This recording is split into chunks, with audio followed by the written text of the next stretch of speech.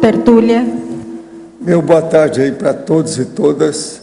Hoje é dia 21 de março de 2012, quarta-feira.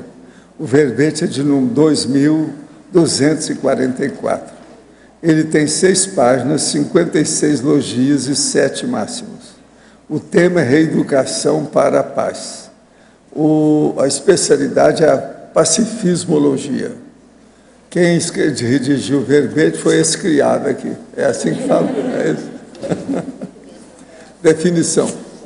A reeducação para a paz é o ato ou processo de tornar a educar ou reeducar através de meios e métodos específicos, capaz de assegurar à consciência melhores níveis de autopesquisa e compreensão mais profunda dos princípios evolutivos contra os belicismos, em geral, e a favor da paz entre as consciências. Agora, eu chamo a atenção que a sinonímia e a antonímia aqui está sendo feita de modo cosmofisiológico. São 10 itens cada um. Isso aí é muito difícil de fazer. É tanto que a gente evita que as pessoas façam, né? Eu só faço com os meus, tem muitos meus assim. Agora, o holopenseiro pessoal da pacificação. O ato de fazer as pazes com alguém, o perdão entre mulheres e homens, a harmonização entre pessoas desavindas, a recomposição da interprisão grupo kármica, o consenso para a paz, os lenços brancos, a pomba da paz, o planeta da paz. Na argumentologia, nós temos aí o tópico da taxologia, com 12 categorias, o aspecto específico da reeducação. No tópico das considerações, nós temos 5 interativas e lógicas a respeito da reeducação para a paz. No tópico dos fundamentos, tem 12 da autoconsciencialidade cosmoética, das vantagens ou efeitos positivos oferecidos, por exemplo, pelo ato de doar a biblioteca particular pessoal, a holoteca pública da Associação Internacional do Centro de Autoestudo da Conscienciologia, o CAE. E ainda tem o tópico de caminhos, com 3 caminhos para a cultura de paz, dispostos nessa ordem funcional: conscientização, organizações, Estado. Na remissiologia de 10 itens, nós destacamos 5 verbetes: acerto grupo kármico, amizade interativa, autodiscernimento afetivo, carga da convivialidade e paradoxo, amizade, debate. Frase enfática: no contexto da biblioteca particular com a holoteca pública, ocorre verdadeiro crescendum, biblioteca-holoteca, mental somático, perante a qualificação da Max Proex. Você apresenta tendência positiva para a paz? Sempre? O tempo todo? A bibliografia específica, nós temos 2 fontes bibliográficas indicadas.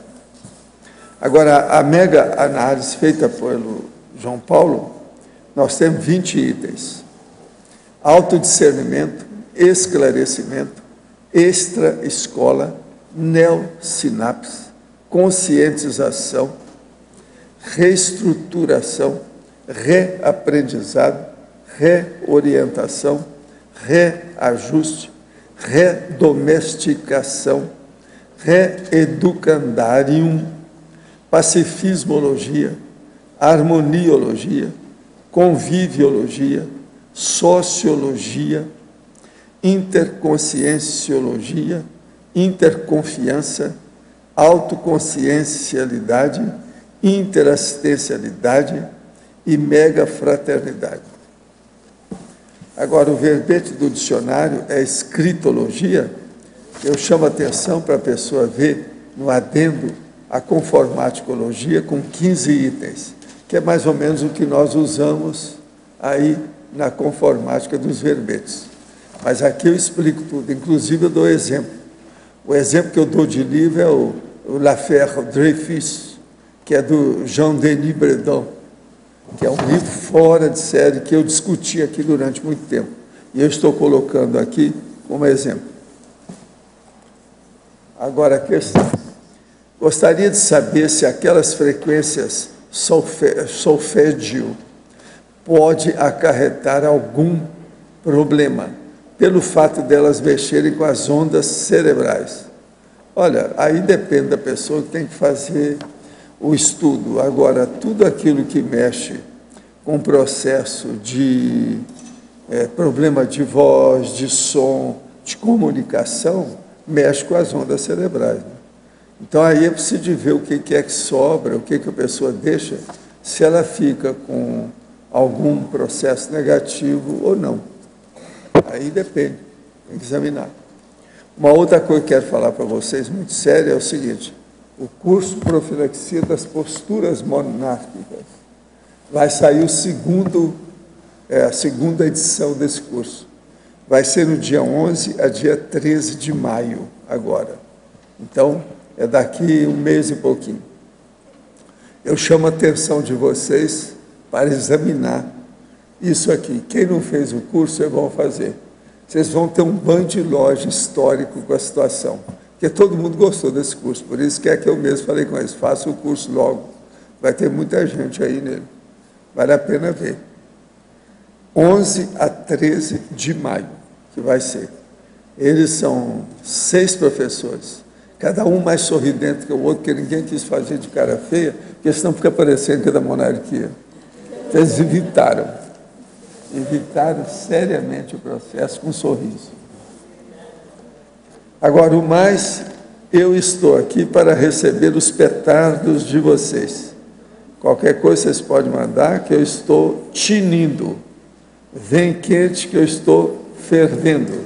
Não é assim que a gente fala? O que mais que eu posso falar, Iológico? Você que é especialista.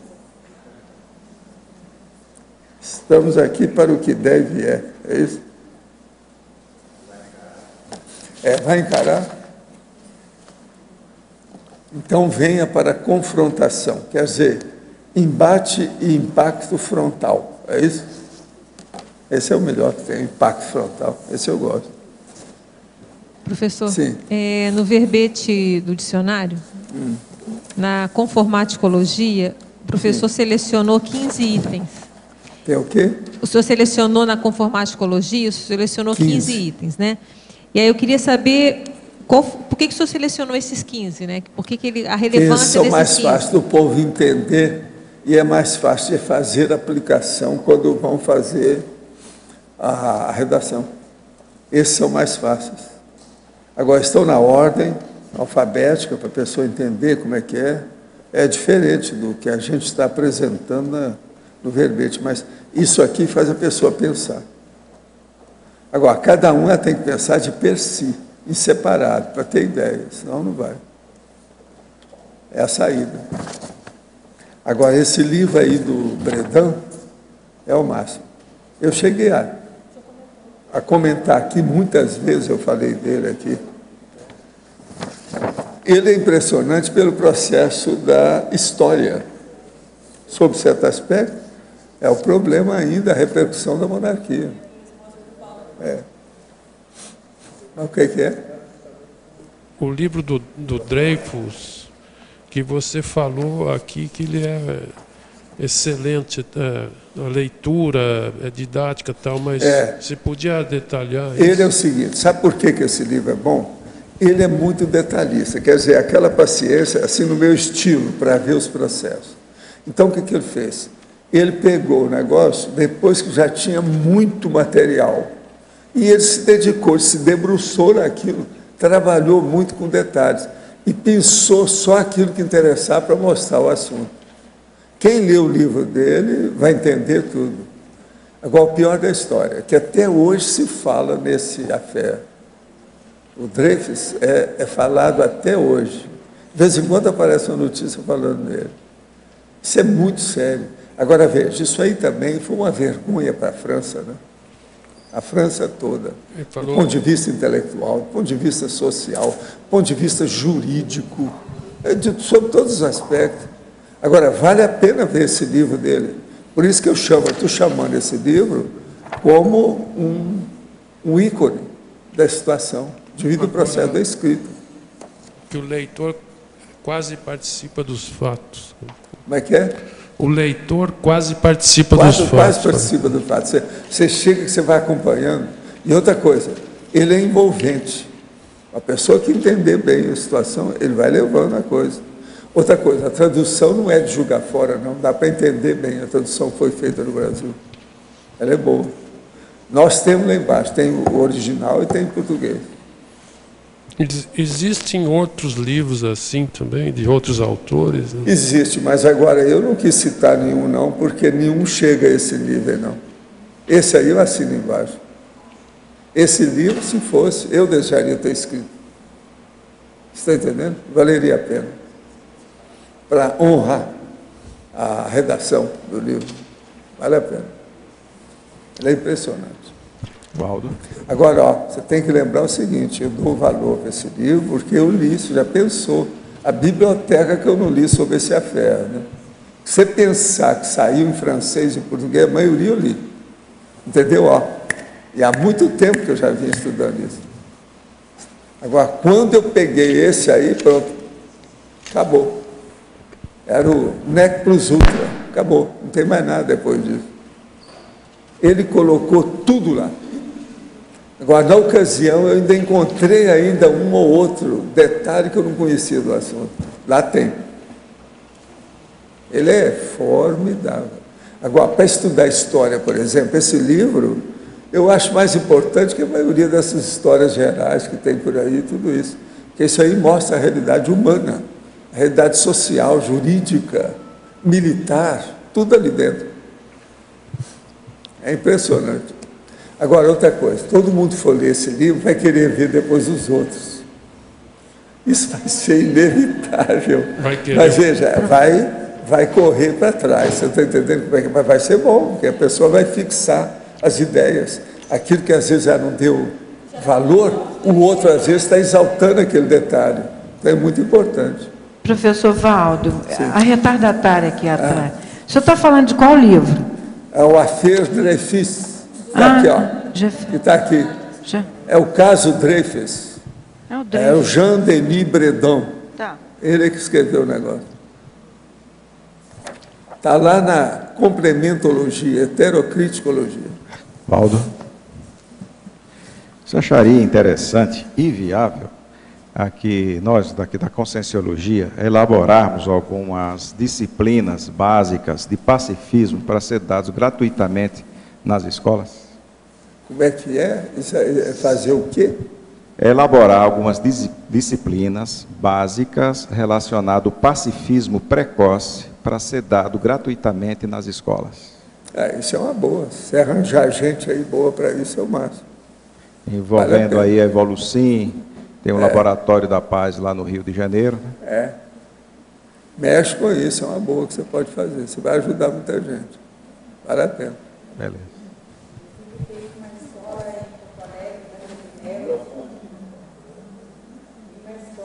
Em Porto Alegre, que nos procurou a Evolucim para nós fazermos um trabalho de pacificação dos professores, porque os professores estão guerreando entre eles e isso reflete muito no relacionamento com os alunos. Então, nós chegamos à conclusão que é muito difícil trabalhar com a criança se os próprios educadores estão em guerra. E também está muito difícil, porque o salário do Rio Grande do Sul não está sendo equiparado com o nacional. O Rio Grande do Sul que precisa mais lá é de paz, que é o estado mais belicista que tem no Brasil. Isso, a gente percebe uma guerra na escola, é alunos contra alunos, é professores contra professores. E tem o bullying. É muito forte. Tem o bullying também.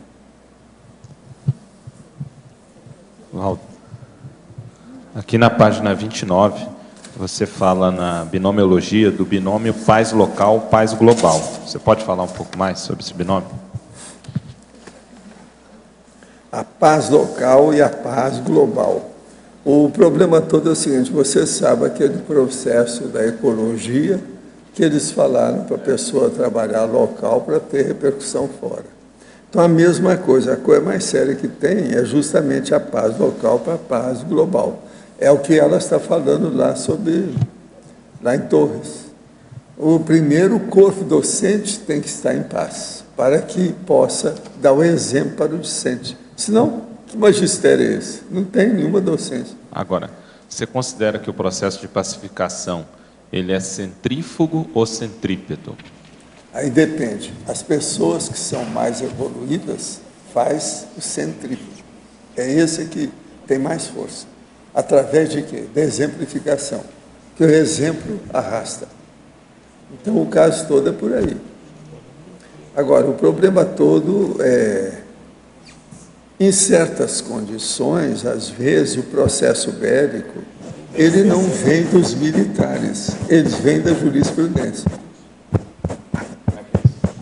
E, às vezes, em certos lugares, ele não vem dos militares nem da jurisprudência, ele vem do poder executivo. Então, a gente tem que olhar muito, primeiro, esse processo belicista. Qual é a origem desse processo que você está abordando? Você está fazendo análise, uma pesquisa de qual a causa, qual a etiologia desse belicismo. Então, aí a gente tem que examinar isso com calma. Examinar com jeito. Agora, é muito importante, são as defesas corporativas, de corporativismo, que tem dentro disso tudo. Por isso que eu estou falando. Processo jurídico, processo militar, processo político, propriamente dito, que é o executivo aí no caso.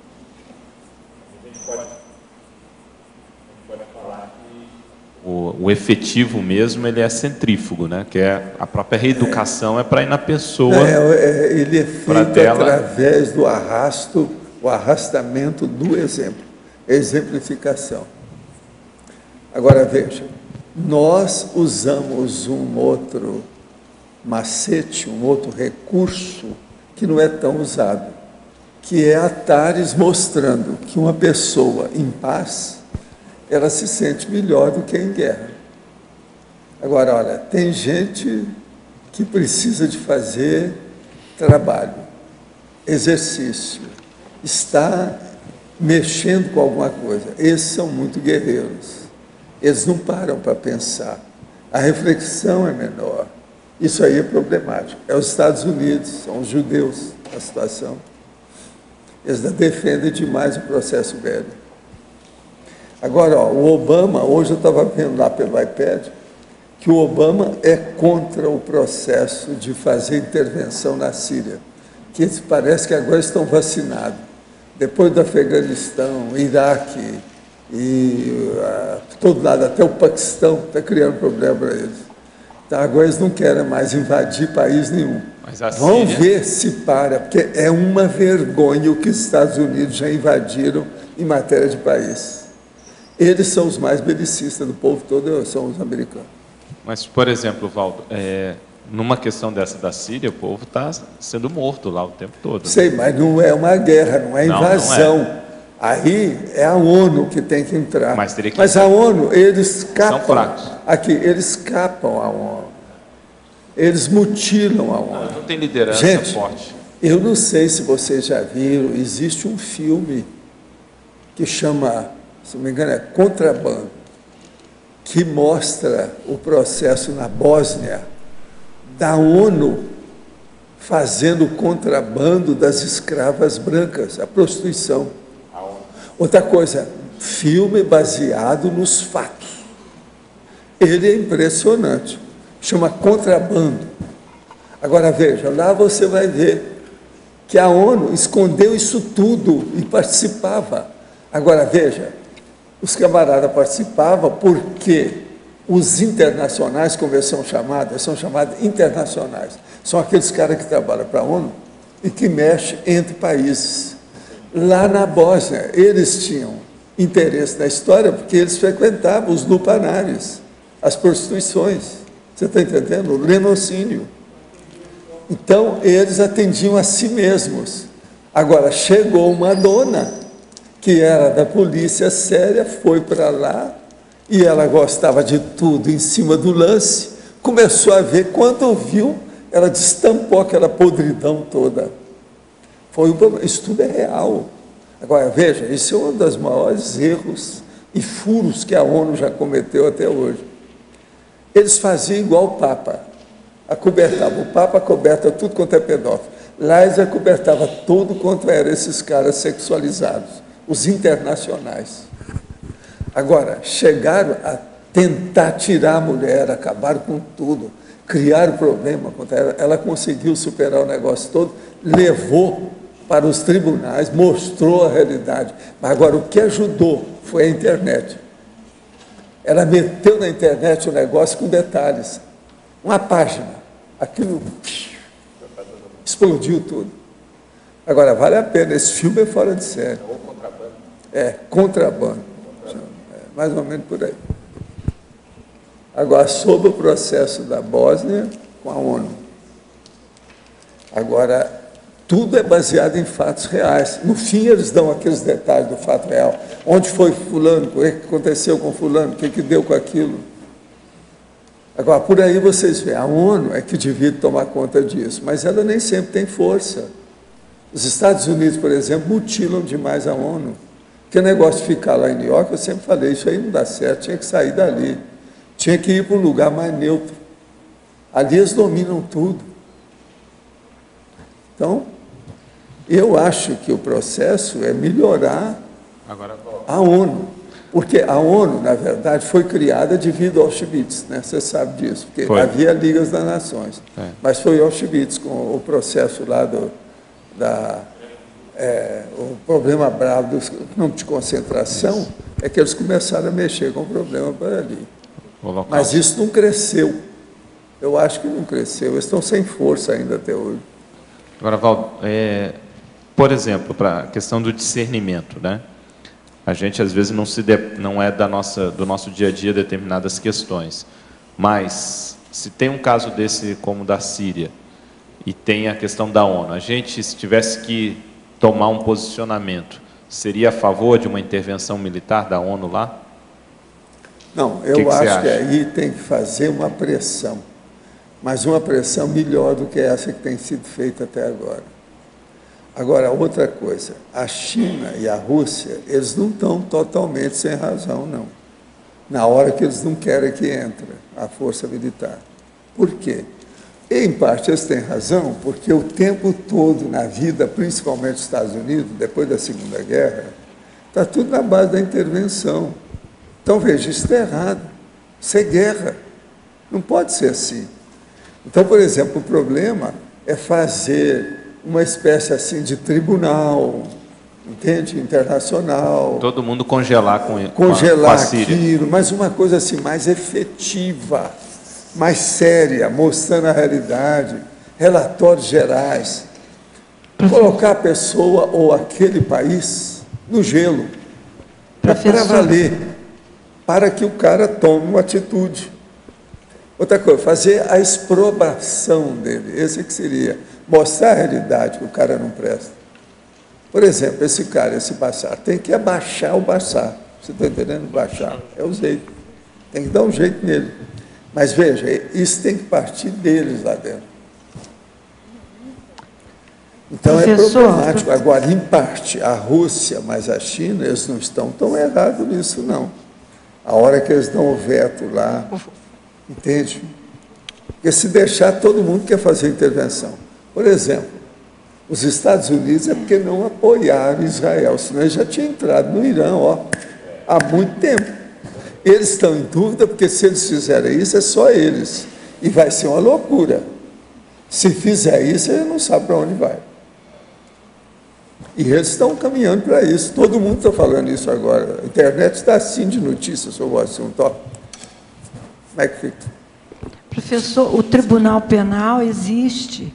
Esses órgãos assim de fachada existe, mas não tem força nenhuma. Fachada. E não tem exército. Então, tanto que o Brasil estava no Haiti. Tem que fortalecer isso tudo. Tem que fortalecer o que está faltando. Pois é, então, como fortalecer? A diplomacia tem que ser agora passar para D maiúsculo e a guerra para G minúsculo. Tem que diminuir. A guerra é G minúsculo. E a diplomacia D maiúsculo. Uma tem que subir sobre a outra, senão não vai. Mas se a gente levantar, ainda tem cento e tantas guerras acontecendo. Pois é. Isso tudo é patrocinado pelas grandes, não são nem mais multinacionais. Não, o processo é indústria. É industrial, é dinheiro, devido ao processo guerreiro. Hoje quem munição e arma. Pois Ou, é. se você quiser, arma e munições. Mas eu, às vezes, acho que a munição está acima das armas. O que fazer? Porque armas já tem, esse negócio de munição. O que efetivamente, quer dizer, a unidade, o ser, o agente que quer atuar em alguma coisa Nós para a devemos paz? falar essas verdades, tocar no assunto, repetir, bater na tecla. Colocar na TENEPS. Colocar na TENEPS. Tocar a coisa para frente, é o que eu tenho falado. Ok. Eu fiz até o Homo sapiens reurbanizados, baseado nisso. Tem que falar, não tem jeito. Valdo, só a questão, o Israel, você também já deve estar sabendo, a possibilidade de ele bombardear as instalações no Irã está grande pra caramba. Já existe um plano deles. Ninguém sabe as consequências disso. Eu não ponho a mão no fogo naquele povo lá, não. Até agora nós não sabemos o que eles têm. Eles não são Iraque. Os caras lá não são Saddam. Eles são muito fanáticos. Ontem fui a um centro espírita kardecista. Após o passe, teve início uma aula sobre passista, doadores de passe. Ao mencionar o que é preciso para que a pessoa seja um passista, a professora citou, entre outros, a vontade e a saúde, psíquica, física e emocional. Questionei, então, como fica a relação afetiva sexual sadia frente à condição de passista. Em princípio, percebi que minha pergunta não foi totalmente entendida e até mesmo vista por muitos como inadequada naquele momento. Após insistir, a professora disse não ter problemas em caso daqueles que sublimam, dando inclusive o exemplo de Gandhi que sublimava, segundo ela, tendo decidido não ter uma relação com a sua esposa. Gostaria de saber a sua posição e da conscienciologia quanto a essa questão. Eu acho que sexo é um processo de bicho, animal, e que precisa se encarar de frente. Nesse caso de dar passe, é a mesma coisa. Mexeu com energia, a pessoa tem que ter uma vida sexual mais ou menos atendida. Nós aqui indicamos a duplologia, que é bom a senhora examinar. E outra coisa séria, você devia ter respondido, é que só não está sabendo, que o Gandhi morava com a menina, que era parente dele, e dormia na cama com ela. Ninguém sabe o que é aquilo. Não venha defender demais o Gandhi, não, que também não é flor que se cheira. Tem esse aspecto sério aí da questão. Olha bem que tem a fotografia dele com a moça, a menina, tudo. Ele dormia com essa menina na cama. Esse negócio de dormir com a menina na cama, na minha terra, o nome não é só sexo, tem outros nomes nisso. Como é que é isso? Como é que vocês explicam essa situação? Então, isso tudo precisava de colocar no rosto dessa moça que está defendendo lá o negócio que está... Tudo, religião, espiritismo, que hoje é uma seita, eles usam eufemismo demais. Tudo é edulcorado. Passa água com açúcar em tudo para ficar mais acessível. E querem virar santo, que é uma besteira, e esconde a realidade. Cuidado com isso. Gostaria de saber até que ponto o pensamento positivo pode alterar os acontecimentos da vida de uma pessoa de acordo com aquilo que ela pensa e como isso funciona. Olha, o pensamento positivo foi admitido há muito tempo pela parapsicologia. Mas a psicologia não admitiu logo no início. Mas isso foi muito falado desde a década de 50, fora da psicologia. Agora, recentemente, criaram uma psicologia positiva que fala sobre o pensamento positivo, o bem-estar e o otimismo. Então, veja, tudo aquilo que estavam dispensando agora virou moda. Então, a psicologia positiva está na moda. E viva pensamento positivo, viva o bem-estar e viva o Martin, que é o cara, ele que fez lá, que tem lá o livro, que a gente falou, Florescer, etc.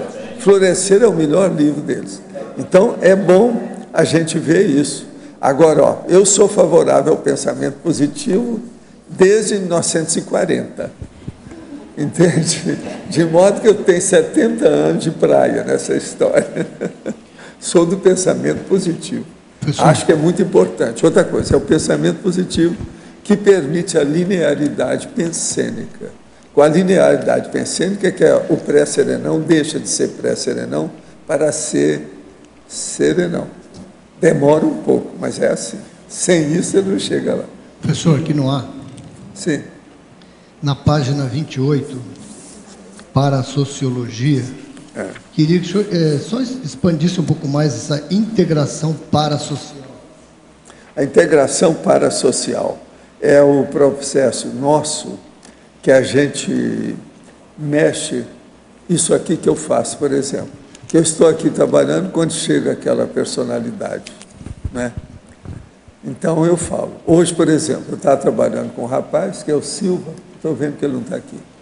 Mas ele, então, estava me contando os casos que ele viu uma consciência, que, na verdade, era monja que ele viu. Agora, o que se passa? A hora que viu, eu vi que começaram a aparecer os emissários da monja. Depois eu fui conversar com a turma antes do almoço, eles estavam lá de novo. Então, veja, isso é o parasocial meu. Eu vivo nessa parasocialidade, ou sociabilidade, praticamente o tempo todo, nesses últimos meio século ou um pouco mais, né? Do que isso, último meio século. Então, a parasociologia é você juntar as consciências com a consciência, ou as consciências com as consciências, as equipes com as equipex, e por aí vai, entrosar esse processo. Quando o senhor cita isso, necessita um grau de lucidez, né? Por exemplo, o tenepsista... Tudo precisa de lucidez. Agora, para o parapsiquismo é preciso de ter a paralucidez. A paralucidez é que eu estava falando na hora do almoço. Você não tem seus papéis aí? Fala, dá uma lista aqui. Dá uma lida naquilo que você andou anotando, que eu estava falando lá, justamente sobre esse processo da hiperacuidade. É porque, por exemplo, o tenepsista, ele faz um parasocial, mas muitos não têm essa lucidez de estar em contato. Não, mas ele está caminhando, calma, opa, puxa o freio. Não é isso, não. Tem gente que já tem então, muita isso lucidez, nem todos, por isso que estão chegando ao FIEX. Depois de 20 anos, a pessoa está chegando. Já tem gente que já tem o FIEX, por aí afora. Não deixa de sou só eu, não. Não deixa de ser, eu quero dizer, um parasocial, só que ele não tem porque lucidez. Tudo demora. Aqui, a lucidez, ela se expande pouco a pouco. Isso vem décimo de milímetro a décimo de milímetro. Entende? Minuto a minuto, hora a hora, dia a dia, ano a ano. Mas você tem uma listagem aí? Escuta o que é o processo da hiperacuidade. Depois eu tenho mais uma pergunta para fazer. Tá. O professor Val estava comentando do processo da hiperacuidade e estava dizendo que até certo ponto é ambíguo, porque muitas vezes você não pode fugir aquilo que você viu, e isso obriga muitas vezes você a dar o contra em determinadas situações. Então ele conta o caso que muitas vezes ele era mais novo e tinha que dar o contra em pessoas mais velhas, com às vezes uma década de vida na frente. Por quê? Justamente por causa dessa hiperacuidade. Além disso, tem relação com o processo de omissões também. A hiperacuidade exige eternas revisões, por isso que a pessoa não se satisfaz com aquilo que ela habitualmente faz. E nesse caso, acaba com que você se distancia das outras pessoas que ficam na mediocridade. Então, é sempre importante se ter em mente, se saber qual o público-alvo com o qual você está lidando. E até no final lá da conversa, ele citou que hoje ele lida mais ou menos com 4 perfis de grupos. Aqui, na verdade, eu falei 4, mas são 5, tá? Tem 5, a Mabel complementou. Que é justamente, tem a pessoa que é mais Chan, né? Aquela que ele vai atuar, aquela que é mais, vamos dizer assim, está mais no começo, é mais jejuna. Tem muitas vezes a pessoa que está, aqui no caso da tertúlia, que é muito variável, isso depende das perguntas, depende de cada caso, depende de onde o nível de informação que a pessoa tem. Tem um caso desse círculo de pessoas que atuam mais próximos ao professor Valdo, que aí já tem um nível de entendimento maior das ideias e assim por diante até chegar nas consciências. A gente faz aquilo que eu chamo de mini tertúlia. Tá? Na verdade, as tertúlias começaram com mini tertúlia, depois que viraram tertúlia. Mas atualmente eu tenho a tertúlia oficial e tem mini tertúlias eventuais. E até chegar na condição, justamente que ele citou agora, das consciex, de você ter o parapsiquismo para poder lidar com as consciex. E aí seguiu, ele comenta que muitas vezes os megacons que nós consideramos hoje, amanhã eles podem ser minicons, que é aquilo que a gente valorizava muito, achava que era, vamos dizer assim, o ápice, a condição máxima, amanhã você vai ver que isso não era tão avançado assim. Isso tudo em função da hiperacuidade, e é isso que puxa a lucidez cada vez mais. Então essa condição é que dá o que ele chama de autodiscernimento agudo, que é você justamente poder fazer essa análise em cima do lance. Okay? Agora, seria bom explicar para você, eu não tenho isso tudo, não estou com essa bola cheia toda assim, não. Mas, teoricamente, eu já tenho isso de uma maneira lógica e racional. Já é uma grande conquista. Eu não reclamo, não. Agora, eu já sei qual é o caminho. Agora, a outra aqui na página 29, extrafisicologia. Quando o senhor fala da inconstância projetiva, queria que o senhor fizesse qual é a ligação com a reeducação para a paz aí, como é que encaixa isso? A inconstância projetiva é o seguinte, é quando a pessoa, ela não tem uma uniformidade de manifestação. Agora, isso geralmente se dá devido ao problema daquela pessoa que eu falo, que ela tem uma instabilidade bioenergética. Para os amparadores, o ideal é que a pessoa tenha 10% de energia, mas ela tem isso a qualquer hora que for procurá-la para fazer assistência, ela responde com 10%. Não adianta nada aquela pessoa que tem um dia, tem 95%, no outro dia ela tem 2%, tem 5%. Isso não resolve. Essa instabilidade ninguém confia, amparador nenhum pode confiar na pessoa, isso não funciona. Então, na questão da projeção consciente é a mesma coisa. Não adianta nada aquela pessoa, por exemplo, que faz projeção, mas fuma. Só esse processo do cigarro, ou bebe. Se ela bebe alguma bebida alcoólica, só isso aí, não há projeção que vai ter boa assistência. Vai ter guia cego nisso, vai ter assediador, vai ter íncube e súcubo em cima da pessoa. Você entende? Outra coisa, ela vai ter muita ressaca energética. Se há ressaca energética, não há projetabilidade lúcida, continuada. Agora, por exemplo, um negócio esporádico, uma vez agora e outra daqui a 10 anos, isso não leva a nada. O próprio extrapolacionismo parapsíquico, ele precisa de ter uma certa continuidade harmônica e regular. Entende? Senão ele também não funciona. Então, o caso da pessoa que tem inconstância, ela não consegue contribuir muito para essa reeducação que o senhor fala, porque ela não tem acesso a extrafísico. Ela tem que ter permanência, ela tem que ter aquela repetição devagar e sempre. Entendeu como é que é? Tudo nosso é um processo de auto-organização. Essa semana mesmo eu falei aqui sobre isso. É autodisciplina. Sem isso, nada funciona. Uma outra coisa interessante que tem, que eu estava falando aqui na psicologia positiva, é que o Martin lá fala, sem autodisciplina, sem auto-organização, tira o cavalo da chuva, porque nada dá certo. E eles acham que a psicologia positiva só funciona com a organização da pessoa. Senão não resolve. Agora, eu venho falando isso faz só meio século, porque eu sou uma pessoa organizada. Quem falar que eu não sou, vem e prove.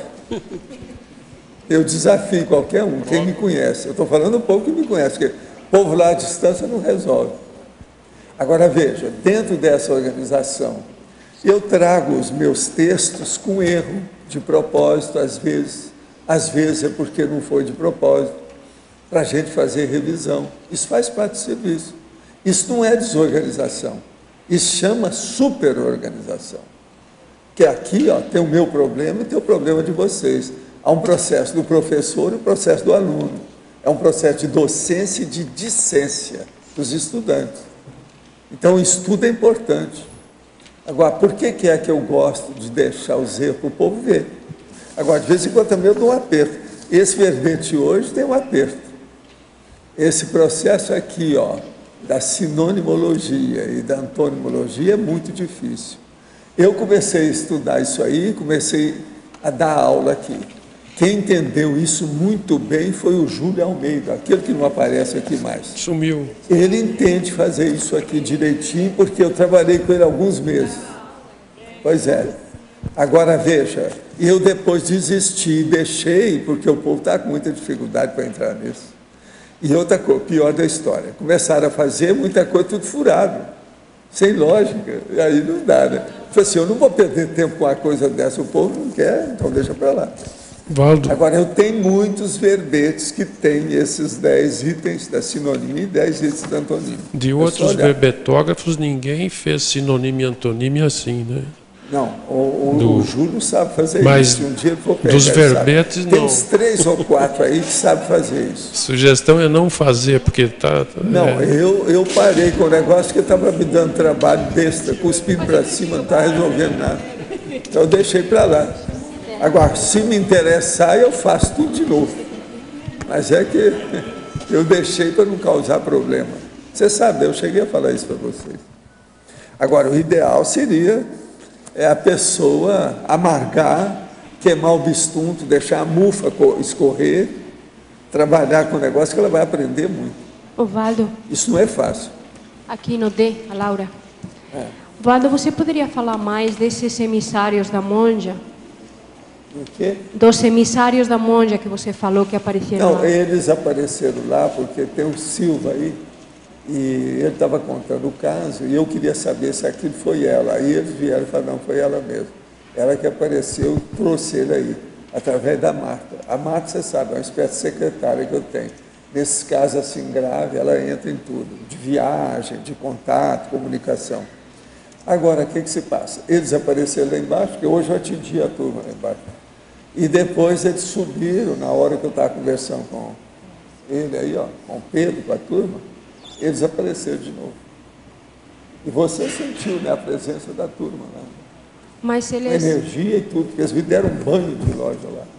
Mas eles, pelo que eu entendo, eles trabalham com a monja, ou fazem o mesmo tipo de trabalho? Não, a monja apareceu para o Silva. Agora, quem veio aqui hoje são os emissários dela, eles estavam aí.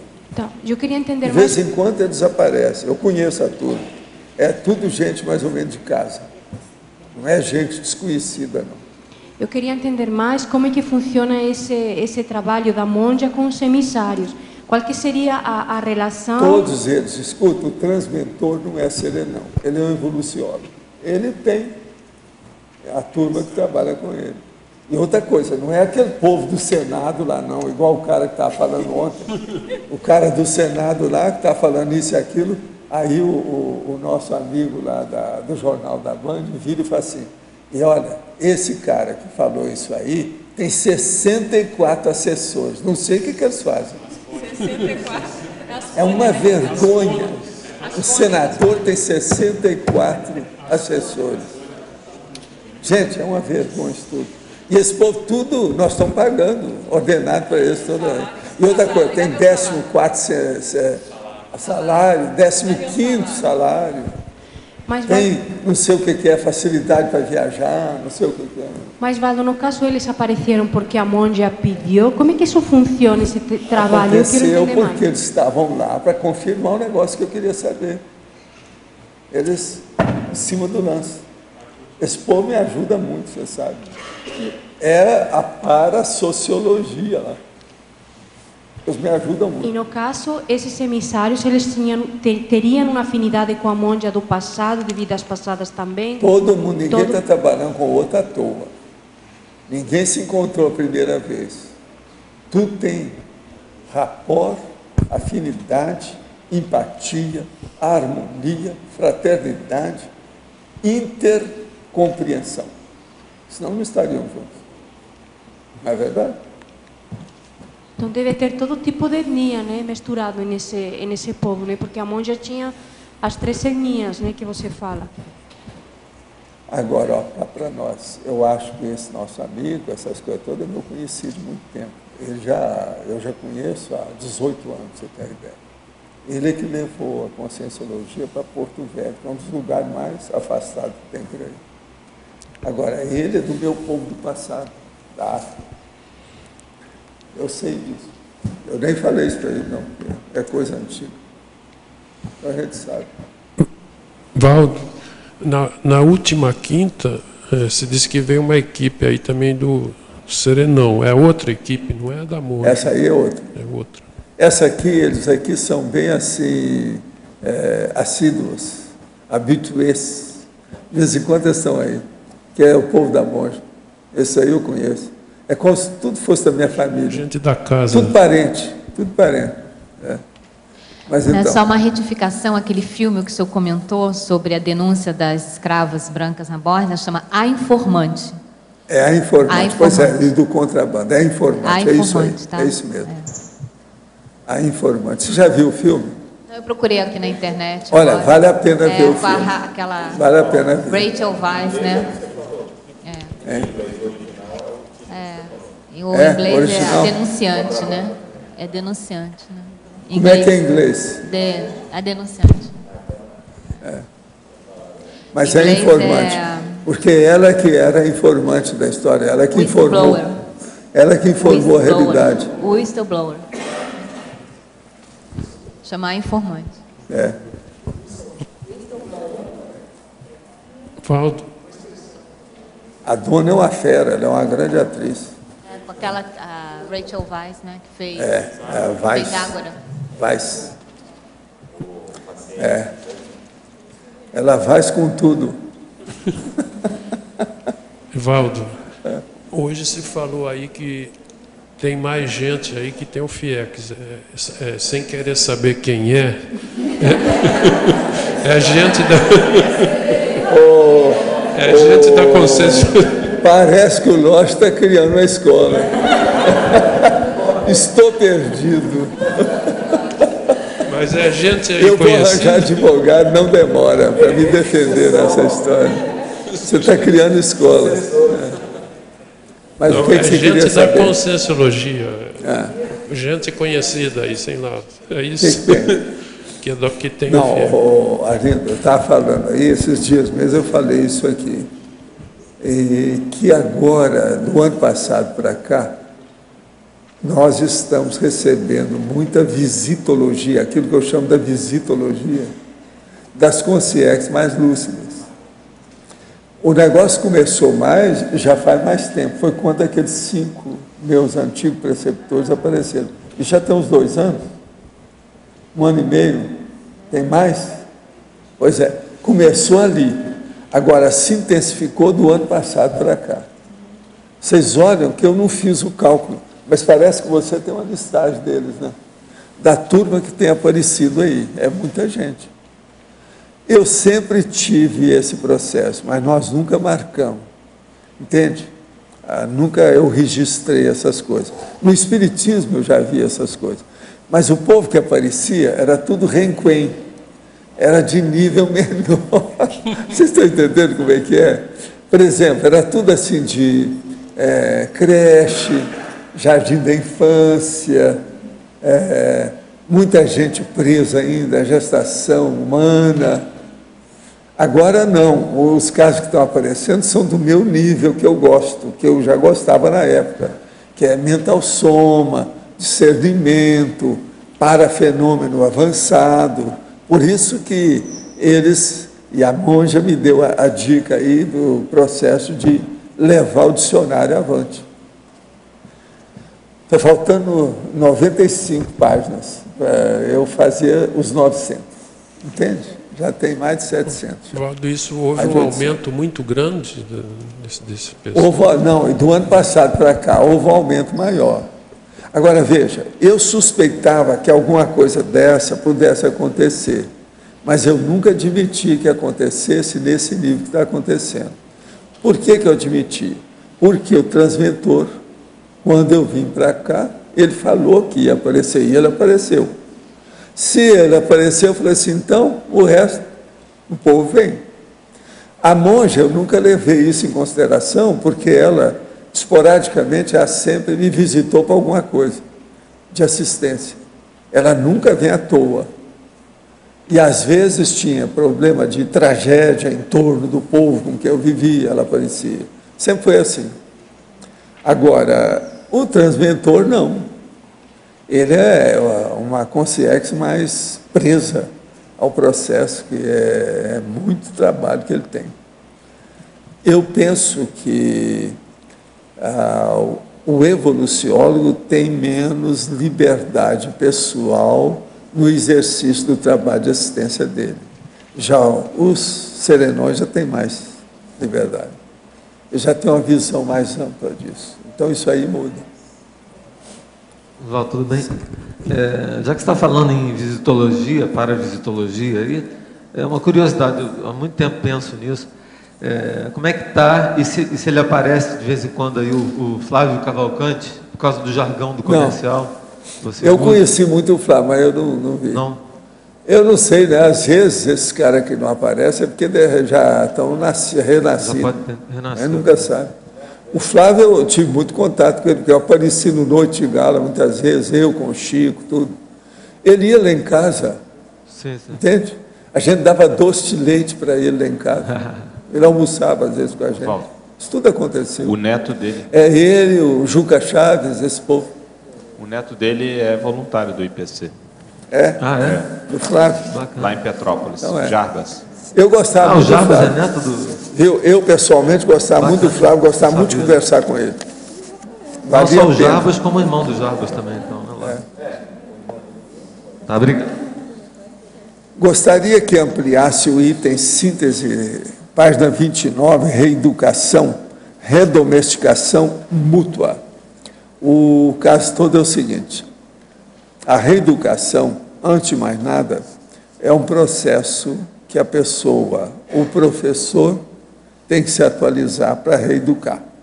Então, há uma reciclagem dentro do processo do magistério dele.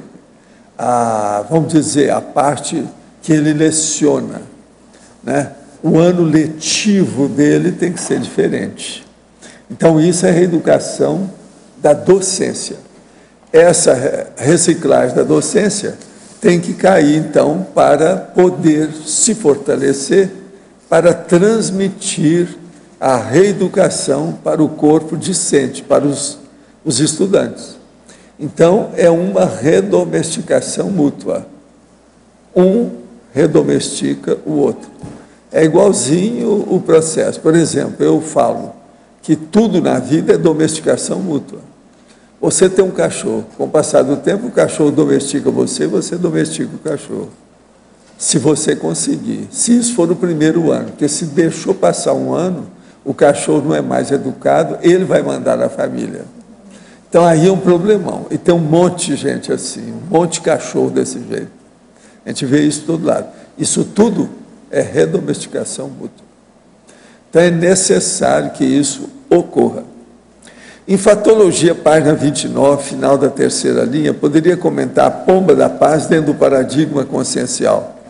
O paradigma consciencial é o seguinte: é a pessoa que tem que examinar a si mesma, fazer análise, fazer pesquisa, investigar a si própria, com muita experimentação, a partir do princípio da descrenciologia.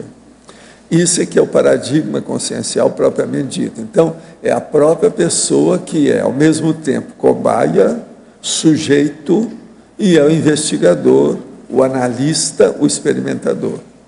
Então, isso é que é o paradigma consciencial. Agora, a pomba da paz. A pessoa tem que fazer isso com uma paz dentro de si e não contra os outros. Então, as nossas pesquisas, elas têm que ser, antes de mais nada, de muita tranquilidade e abençoando todo mundo. Por quê? Ela tem que ser do esclarecimento. Ela não pode ser para criar problema só.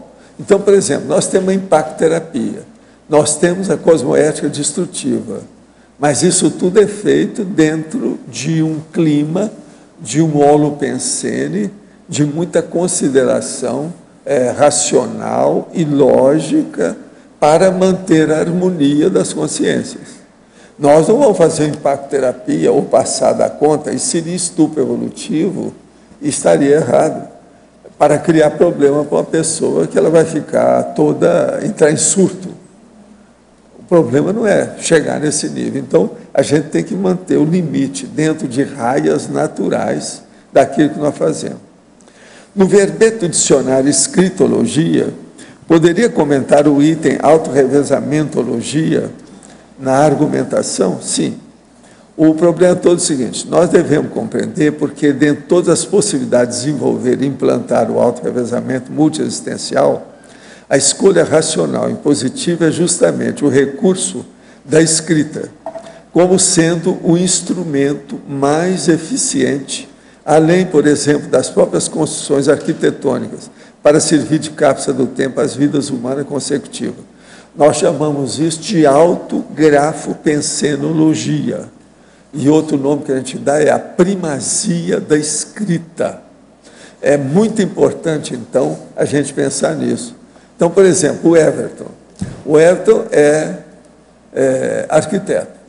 Ele está fazendo, ele é um dos que construíram isso aqui. Então, ele está fazendo uma série de construção por aí afora. Quando ele acabar essa vida, o que vai ser mais importante? São as construções físicas que ele fez, ou o livro, ou os dados, ou esse trabalho todo que ele faz de escrita. O da escrita é mais importante, porque esse vai ficar mais e chama atenção. Uma pessoa amanhã, por exemplo, ela pode chegar aqui, vai ver isso aqui, vai dizer, engraçado isso aqui, essa cúpula, etc. Fica só por isso. Não adiantou nada. Não está escrito nada para dar uma lição para a pessoa do que é isso. Entende? Ela tem que pesquisar muito para isso. Agora, não, uma coisa escrita não, está explicando tudo para a pessoa. Então, o processo da redação é superior, na maioria dos casos, perante a arquitetura, a construção, vamos dizer, a obra de arte arquitetônica. Você reconhece isso? Você admite? Olha lá, ele admite. Vocês têm uma ideia. Então, nós temos que entender muito o problema da escritologia. Por isso que eu fiz esse verbete, para chamar a atenção nisso. Agora, a escritologia, a coisa mais séria, é a pessoa, pelo menos, entender esses 15 itens da conformaticologia que tem aí, na ordem alfabética. É bom entender isso aí para a pessoa saber. Quem faz o verbete da enciclopédia já começou a estudar isso, porque a primeira divisão do verbete da enciclopédia, a número 1, é a conformática, que mexe nisso. Agora, o que é engraçado é que hoje, o que coincidiu aqui, foi o processo dos 10-10, da sinonímia e a escritologia. Essa é terrível, né? Essa aí foi em cima. Deu certo. Sempre fui ruim de briga, só bati na mesa em casos muito extremos. Me acham bobona por ficar quieta.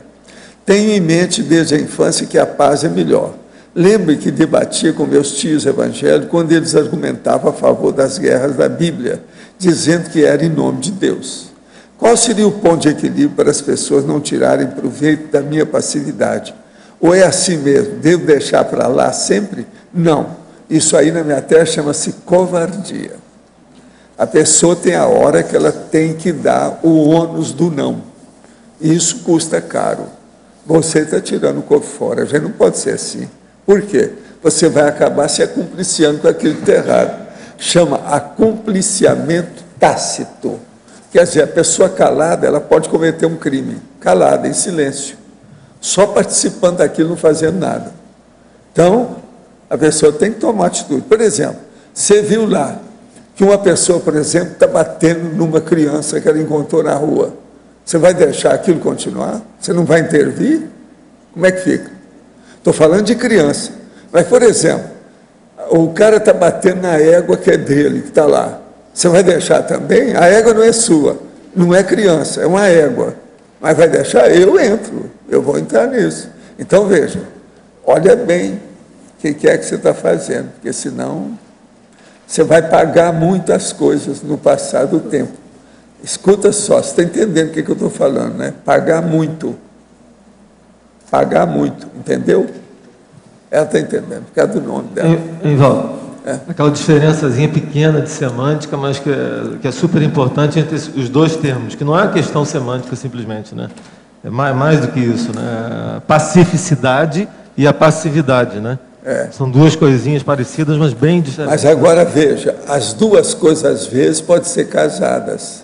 A passividade ativa é muito usado no processo de parapsiquismo. Até pela gente aqui. Vale a pena pensar. Precisa ser dominada também, né? Tem esse outro aspecto da questão. Né? Agora, só a passividade para tarefas intrafísicas como essa, às vezes... Só a passividade é estado de coma. Isso, é cadáver. Na não rua, dá certo. No dia a dia não resolve, às vezes. Valdo, verbete do dicionário, na segunda página, complementação, no tópico heterocriticologia. Na terceira linha você fala do autoajuizamento aberto. Autoajuizamento aberto. Você pode falar um pouco mais sobre... O autoajuizamento aberto é o seguinte, é você expor aquilo que você ajuizou. Então, é o seu juízo crítico em ação, com a defesa desse juízo crítico. Então, você fala a coisa aberta. É justamente o que o Bredan fez no livro lá. E é aquilo que o nosso amigo Dreyfus, ele não pôde fazer. Só no fim é que ele conseguiu falar, porque eles calaram a boca do cara. O Emile Zola fez, né? O Zola. O Zola fez, etc. Alguns fizeram, né? Mas o negócio foi muito sério lá. Então, autoajuizamento aberto é aquilo que você se expõe ao público. Eu fico fazendo esse autoajuizamento aberto, a minha vida inteira tem sido assim. Por exemplo, o maior autoajuizamento aberto que eu fiz foi com o Espiritismo. A hora que eu deixei tudo, a carta aberta foi isso. Está entendendo? Faz parte. Outra coisa que teve também, o autoajuizo aberto, foi um dos mais sérios que teve, foi o artigo com o negócio que eu fiz para o Della Grave. Curitiba, né? Foi. Para defender o processo. Era um artigo e uma carta, e eles não publicaram. Anos depois, o cara apareceu e se rendeu totalmente, me deu razão nas coisas todas. Aquilo é que é autoajuizamento crítico. Agora, mexeu com o arcebispo, mexeu com os padres, o povo todo. E ele caiu fora do processo. Quer dizer, com uma simples carta e um pequeno artigo que eles não publicaram, criou um problemão para todo mundo. Mas foi bom, positivo, melhorou a situação. Agora, foram anos até acontecer isso. Depois de muitos anos, sem me envolver em briga nenhuma, nesse final de semana quase me envolvi numa. O fato ocorreu quando meu irmão mais novo, de 22 anos, me envolveu numa briga com um rapaz e eu fui chamado até o local. Ele se envolveu numa briga e ele foi chamado até o local para ver. Ao chegar lá, fui trabalhando com as energias para que o conflito terminasse, pois não queria intervir diretamente, principalmente por ser ex-praticante de Kung Fu, que poderia fazer com que eu machucasse alguém seriamente. Deu certo. Os ânimos se acalmaram, mas havia um rapaz que estava seriamente assediado e não gostou que eu terminei com a briga. Ele queria entrar em conflito comigo. Impus-me e não deixei que chegasse a esse ponto, mas estava preparado caso tivesse que me defender. Ao chegar em casa, procurei trabalhar energeticamente com os envolvidos. Que análise o senhor faz do ocorrido? Fiz certo pensar a possibilidade de uma defesa em caso de agressão? Não, você fez certo se o negócio fosse levar as vias de fato muito sério. Agora, o melhor que você fez foi isso, você usou a diplomacia. A diplomacia é melhor do que Kung Fu, do que Jiu-Jitsu, do que qualquer tipo desse sentido das artes marciais. Você fez muito bem, parabéns para você. Ele é de Porto Alegre. Está bem claro, né? Agora aqui outro. O Zéfiro teve contato com Alexandre de Gusmão, no século XVIII. O que o professor analisa sobre essa personalidade? Estou estudando a biografia sobre ele e me chamou muita atenção seu pensamento, que em diversos momentos de sua vida, a meu ver, foi à frente do seu tempo. Alguns de seus comportamentos assemelham-se aos assuntos debatidos atualmente na CCCI. Poderia comentar? Sei, não há dúvida que esse homem foi grande. Fez muita coisa mesmo na época, não há dúvida. Vale a pena você estudar. Agora, como o senhor vê os atuais conflitos diplomáticos entre o Brasil e Espanha na questão do aumento de barreiras para o trânsito de pessoas entre os países? Tal postura deriva de conflitos do passado? Não, não é tanto assim, não. O processo mais é atual mesmo. Vocês têm que lembrar o seguinte, muitos desses conflitos vão começar a aparecer agora, porque a União Europeia está na UTI em muitas coisas. Então, é normal que o povo lá, nas vascas da agonia, começa a apelar para tudo que pode. Né? Então já viu. E outra coisa, a Europa ainda tem muito processo de racismo, xenofobia, então isso tudo é possível que aconteça. Eu não vejo que seja uma coisa específica entre Brasil e Espanha, não. Aconteceu porque são as circunstâncias. No final do ano passado, o CAEC recebeu a visita de 3 concierges. O senhor poderia falar mais sobre essas concierges? Olha, depende do que é 3 concierges, que a gente recebe visita aqui de centenas de concierges todo dia. Agora, preciso de ver quais são essas 3 que está falando. Quais que seriam as 3? Foi os 3 do transmentor. O problema é do transmentor. Se você pegar as terturas, você vai ver o que a gente falou. Porque isso aí, a gente falou mais de uma tertura. Foi algumas terturas que o povo perguntava sobre as 3 concierges. Agora, ele mandou uma espécie de auditores extrafísicos para ver o trabalho nosso aqui, como é que estava. Hein? No YouTube tem. Agora, o caso é o seguinte, ele mandou para ver o processo como se eles fossem auditores. Foi isso que eu expliquei na época. E deu um balanço. E me ajudou numa opção de coisa. E eu pedi a eles para fazer algum trabalhinho aí para a gente, para ajudar umas pessoas. Eles andaram ajudando. Sabe que na ocasião estava precisando mais sério. Eles andaram ajudando, mexeram com isso. O que é engraçado é que teve pessoas que notou a presença deles. Muita segurança, muita clareza. Identificaram o processo. Eles também estavam assim, muito ostensivos em matéria de energia, de trabalho aqui, durante o período que eles passaram aqui. E foi até um bom período que eles demoraram aí, vendo as coisas. Foi bom. Gostaria que o senhor comentasse em Megapensenologia, página 29, o Megapenseno Trivocabular. Reeducação, redomesticação mútua. Não foi esse que eu falei? Foi mais ou menos, né? Mais ou menos isso aqui. É a redomesticação mútua, que nós já falamos aqui antes. O processo é o seguinte, que todo mundo que ensina ou que aprende está dentro de uma domesticação recíproca. É o estudante com o professor com o estudante. Todo mundo é assim. É isso que a gente quer mostrar.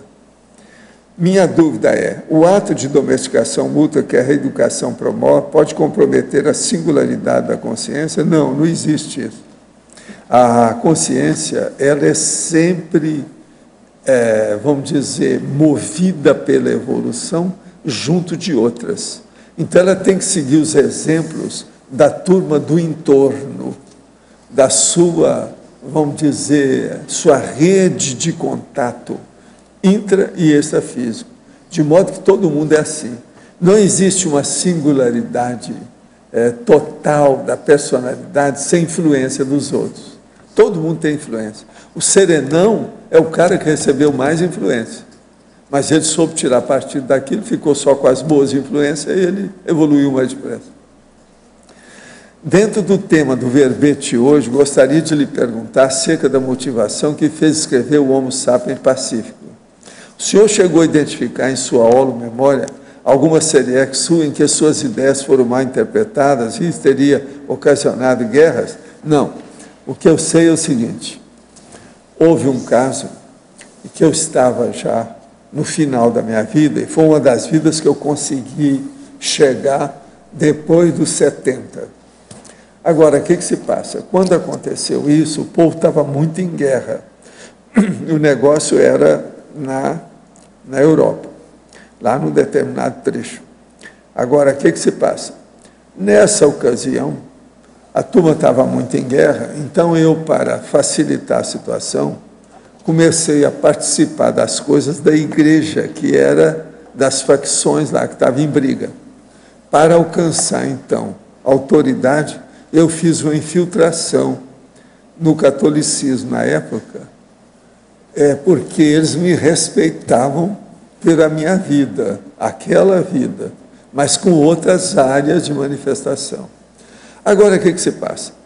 Eu vi aquilo que ia acontecer, fiz uma certa previsão dentro do assunto e vi que aquilo ia acabar com muita morte, uma guerra, entre gente que era tudo mais ou menos irmãos. contemporâneos, etc. Então, o que se passa? A hora que o negócio encrespou e a situação ficou séria, eu fiquei sabendo do negócio e eles estavam já preparando o negócio para fazer um assalto a um castelo que ia pegar o resto, uma série de aldeias, uma série de processos que havia lá. Se acontecesse aquilo, ia ser um morticínio tudo de irmãos. Seria uma guerra fratricida, braba. Então, a hora que eu tive certeza daquilo, e a turma que estava conosco, a turma da igreja, viu que aquilo ia acontecer, eles viram também isso, eu então resolvi contra os meus colegas que estavam lá. Eles não deram, eles não queriam, ninguém quis seguir comigo. Então eu falei assim, então eu vou lá sozinho. A gente estava a alguns quilômetros de distância, eu era de idade, eles me levaram até um certo ponto, que não era visto, e lá eu desci e fui caminhando no meio da estrada, onde eles mandaram. É aí então que eu tenho as retrocognições. Eu lembro disso, a hora que eu penso, eu sei tudo o negócio como é que era. Então eu fui ver a roupa que eu usava, as coisas todas que havia, o negócio. Eu, ainda assim, um pouco trôpego para andar na estrada. Agora, o que se passa? Eles viram que vinha gente, porque os caras lá, aqueles vigia, aqueles negócios que tem, examinaram e falaram que tinha vindo, está vendo uma pessoa. Aí os caras, tudo armado, começaram a cestar as baterias para acabar com quem aparecia. Lá pelas tantas, eles viram que era eu, pela roupa. Outra coisa, eu fui com a roupa de propósito, para ser identificado, para não ser morto antes. Agora, a hora que eu fui chegando, então, eles abriram alas, eu entrei para conversar a situação e dei uma carraspana no povo. Os ânimos se acerenaram e a gente foi comemorar e bememorar a entrada da situação. Em vez de guerra, houve uma festividade durante uma temporada e eu regrando a situação. Depois disso, a turma da igreja apareceu, a turma, como sempre, né? O povo da política apareceu, o povo todo apareceu. Agora, com isso, eu tive uma experiência fora de série. Agora, veja, esse negócio nessa minha vida pesou muito.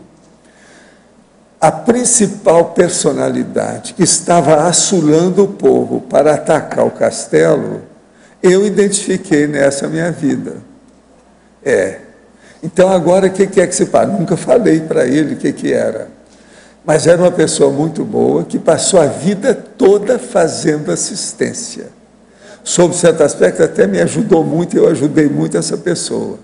Agora, a última vez que eu estive lá com ele, depois disso ele morreu, mas a última vez que eu estive com ele, me deu uma vontade tremenda de falar as coisas, já no fim da vida dele.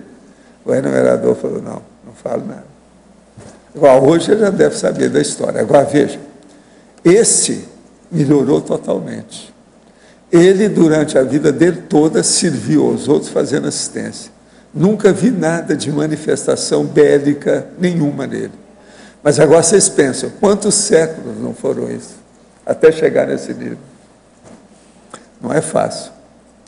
Agora, aquele povo tudo com a arma na mão, querendo dar tiro, não era fácil. A situação não era precária. Agora, o que eu vejo é o seguinte, foi uma bênção, né? Aquilo melhorou demais. Foram muitas vidas salvas na história. Então, eu sempre achei o processo de pacifismo uma coisa que precisa de ter muita diplomacia. Agora, o que eu vejo é o seguinte, diplomacia exige coragem. Por isso, o Sérgio Vieira de Mello é um dos maiores ícones que eu acho que já existiram nesse assunto do século passado para cá. É tanto que eu tenho falado muito para a turma ler a biografia do Sérgio Vieira de Mello. Vale a pena. Que tipo de argumento o senhor utilizou naquela época para fazer justamente o processo de Eu fiz um pacificação? cálculo das vantagens e desvantagens econômica e financeira de um lado e de outro. Aquilo acabou com eles. Eles não tinham cabeça para pensar numa coisa dessa. Agora, foi preciso aquilo, durante a festa, a gente estava ainda mostrando a realidade, com tudo que havia. Aquilo demorou uns 3 dias. Então, esse processo de... Mas eu fui mostrar, falei assim, olha, isso aqui é o seguinte, vocês querem que todo mundo fique pobre? É o que vai acontecer. Pegou aonde doía, que era o bolso do povo. Mas aquilo lá era muito sério para eles. A motivação do conflito entre os dois grupos era mais ideológica, era econômica, era territorial, era o quê? Qual que era o mote da... O processo era, antes de mais nada, era de poder. Agora, esse poder tinha interesse territorial, o processo político muito sério, influência da igreja e outras coisas mais sérias. Outra coisa, além da igreja, tinha, por incrível que pareça, judeus no meio. Agora pensa nisso. Outra coisa, a turma que estava lá querendo assaltar, tinha gente de tudo quanto era tipo. É isso que hoje nós chamamos de mercenário. Aquilo lá equivalia a mercenário. Então, por exemplo, tinha ciganos no meio, entendeu? Agora, outra coisa séria. Uma boa parte daquele povo que estava assolando os outros eram meus conhecidos. Me conhecer durante a minha vida anterior. A vida, daquela vida, mas as décadas anteriores. Agora, a hora que eu cheguei velhinho, todo mundo me atendeu, você está entendendo? Eu acho que isso foi a minha força presencial maior, foi a idade. E os seus companheiros na época lá da igreja não acompanharam por covardia? Foi isso? Ou... Foi o que eles depois reconheceram. Né? Eles reconheceram, não foi preciso falar. Outra coisa, na hora que eu fui, que eles viram que eu estava sozinho, o povo tudo reconheceu. Não, nós vamos ouvir esse homem, que ele está com muita, mesmo aqueles que não me conheciam, ele está com muita coragem de aparecer sozinho desse jeito. Agora, eu estava com o negócio da igreja, com a batina e um negócio em cima. Entende? Um negócio todo riscado, aqui assim, que eu lembro direitinho. Outra coisa, foi a turma da igreja que falou para eu colocar aquilo, que aquilo ia me defender. Valeu como colete à prova de bala. Agora, é muito estranho o dia. Agora, aquilo, vocês não ficam pensando, na minha lembrança, eu entrei lá para morrer. Falei assim, não, a minha idade, eu vou tentar fazer isso aí. Agora, eu chego para eles lá, à distância, e falo assim, ó, vim em paz, não tem nada comigo, cuidado. Não me faça de mártir, que vai ser pior para vocês. Isso eu falando de longe, assim, gritar para eles. Aí eles foram deixando, abriram alas para entrar. Porque se eles me matassem, seria pior. Eu chego lá, sem arma, sem ninguém, todo mundo sabia, de um lado e do outro, que eu estou lá. Outra coisa, ali tinham 3 facções, você está entendendo? Aonde eu estava, a turma queria atacar o castelo, e a turma do castelo com as aldeias lá com o resto, que era muita gente. Agora, ó, a turma que queria atacar, estava mais armada, eles iam acabar com todo mundo, ia matar todo mundo, ia dizimar aquilo ali, ia ser um massacre. Mas quando o senhor fez a infiltração na igreja, o senhor já tinha a ideia de que esse tipo de conflito... Eu sabia que se eu entrasse pela igreja, a diplomacia seria melhor. Foi por isso que eu fiz a infiltração. E eles permitiram que eu entrasse devido à minha ficha. Outra coisa, nessa ocasião eu era viúvo. Isso ajudou demais para entrar na igreja. Está entendendo? Viúvo. Então, a animosidade entre esses grupos já existia, e aí, em função disso, o senhor entrou na igreja... Mas eu vi, aquela clivagem seria boa oportunamente. Agora, eu vi aquilo, você sabe aquele negócio do crescendo, aquilo estava crescendo, aquele problema. Aquilo ia acabar estourando, eu vi o negócio todo. Então, eu fui arranjando argumento para ver. Agora, o argumento também disso aí foi tudo estudado, que era um processo econômico financeiro ali que seria melhor. Então, provei para eles por A mais B, olha, aqui não interessa. Vocês estão muito ansiosos e errados, isso aqui é precipitação, por causa disso. Que é isso que eu chamo de impulsividade. Né? Eu estava muito jovem, porque tinha muito jovem no meio da história deles lá. gente querendo. É o processo da Olimpíada, que é movimento.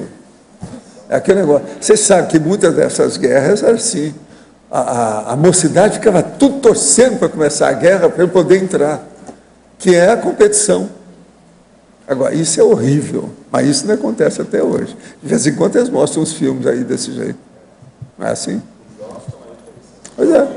Mas aí isso levou muito tempo para fazer essa negociação. Você falou que foram 3 dias de comemoração Não, e tudo, mas na foi hora do aquela, o negócio estava começando a escurecer. Eu fui falando o negócio durante praticamente a noite toda, até chegar numa certa hora que relaxou tudo, aí eu saí na frente para ir para o castelo, sozinho de novo. Fui lá, falei assim, não, tudo em paz, o povo está aqui, vamos fazer a paz. Aí chamei o povo do castelo, conversei com eles do lado deles e fizemos um negócio. Aí começou, né? Um tal de beber, de dançar e não sei o quê. E eu lá no meio. Foi depois que apareceram os caras. Pois é, eu aprendi o que é boca livre há muito tempo. Não sei se você tem o mesmo know-how de boca livre que o meu. Precisa de ver, né? Precisa de ver. Já. Agora, ó, quando eu entrei, foi para matar ou morrer. A situação ali não tinha jeito. Ou eles me matavam e eu morria. Ou eu salvava e eles sobreviviam. Foi o que deu. Ali não tinha outro jeito. Agora, veja, essa aí, isso entrou na minha ficha. Me ajudou demais. Agora, gente, a coisa mais séria que eu vi na minha vida, uma das coisas mais sérias foi isso. O dia que eu vi o meu companheiro lá em Uberaba e vi quem ele era, aquilo mudou tudo. Assim, ó, eu falo, eu estou cheio de energia aqui. Aquilo mudou tudo assim, ó, e eu vi quem ele era, vieram novamente. Todo o processo, que isso era recorrente comigo. Eu andando na estrada, um pouco trôpego, pesado, você está entendendo? E foi a primeira vez que o senhor reencontrou depois desse episódio? Eu não foi sei, a primeira mas vez que nessa o senhor, vida que eu lembro desse negócio dele era o mais sério. Ele é que assulava, ele era o líder da rebelião. O negócio é muito sério ali, entende? Todo mundo armado. Professor Valdo. Agora, arriar as armas é das coisas mais difíceis que tem para gente jovem. Isso é a minha experiência. Hein? Para o senhor manter a lucidez no meio dessa confusão toda, o senhor já era desperto? É o quê? Para o senhor manter a lucidez no meio desse povo todo, o senhor já era desperto nessa época? Já era o quê? Desperto. Não, eu não acho que não. Não era, não. Não era desperto, não. Agora, o que eu sabia, eu já tinha muita noção das coisas, matéria de energia, tudo isso. Sabe como é que é? Professora. É aquilo que eu falo depois de 1100, entende? Nessa condição do infiltrado, você também já falou aqui da sua vida atual, né, como Valdo, e mostrando essa também.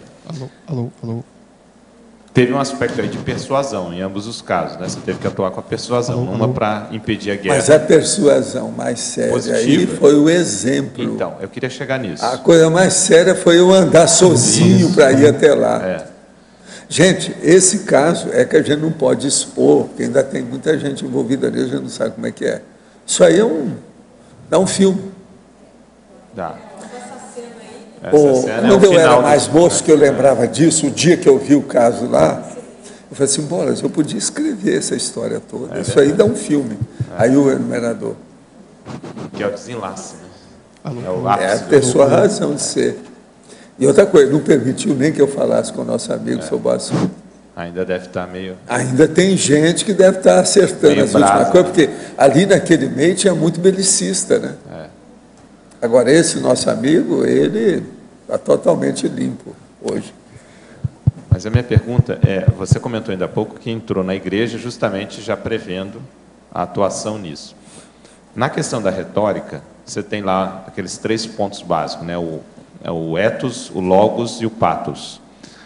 O que você argumentou foi a base do logos, que aí é a argumentação lógica. Que é o que interessa, o resto é conversa fiada. Mas, de qualquer forma, você utilizou do ethos também, que era a pessoa... força presencial. Utilizou também. Dando exemplo. Então, nesse mas isso caso, é mais sério. Mas isso não é retórica. Não, mas a retórica... Aqui, ó, a retórica que eles falam. A retórica já era. Mas no processo da análise da persuasão ali, isso influiu bastante. Influiu, não há dúvida. Mas agora o problema Não todo só, que eu teve vejo processo é o da igreja. arrastamento do exemplo. O arrastamento do exemplo. Porque era Isso você que mostra. estava ali, era a autoridade que você Pois tinha. é, a Isso é o autoridade. ethos. Que não é só o argumento, você tinha o ethos ali Pois forte é. para atuar. Mas isso sempre tem, né? A força presencial, isso é básico. Agora, veja, a retórica aí é secundária. É importante a gente entender, porque de qualquer forma ele existiu. Agora, a exemplificação pura, vamos dizer, quente, do momento, dentro do momento evolutivo, dentro da situação, eu acho isso mais importante que o resto. Agora, eu como vi isso muito cedo, eu vi isso quando eu fui para Uberaba, para você ter uma ideia, eu ainda não tinha 20 anos, quando eu vi quem era. Agora, aí aquilo começou a clarear o que era aquela minha retrocognição recorrente, que aquilo me deixava, de vez em quando vinha. Agora, eu andando, olhando a roupa, uma coisa muito engraçada era o seguinte, a roupa, eu dei muito valor para aquilo, e a roupa realmente deve ter me ajudado. Você está entendendo? A roupa que eu tinha, devido ao processo da autoridade da igreja para alguns deles. Estou falando, o ethos nesse sentido aí, a gente vê direitinho como estratégia. Não, sob esse aspecto, sim. Mas agora, o caso todo é o exemplo, né, da história. Professor, alô, Sim. alô. Tá. O senhor chegou já em algum momento a estudar assim, mais detalhadamente um episódio acontecido na Primeira Guerra Mundial chamado Trégua de Natal? Estudar o quê? Estudar mais detalhadamente um episódio que aconteceu durante a Primeira Guerra Mundial, chamado Trégua de Natal. Eu vi alguma coisa nisso. Eu vi alguma coisa. Que era eu vi. Foi, ao longo dos 4 anos, Sim. assim, em alguns locais no fronte, os exércitos inimigos, eles se harmonizaram. Eles comemoravam juntos Isso. o Natal. Eu vi. Eles fizeram filme disso aí. Pois é. O senhor não chegou a estudar alguma coisa do ponto de vista Não, eu não dei muito valor para isso, não, porque a Primeira Guerra foi de morte. Lá o povo está tudo desesperado.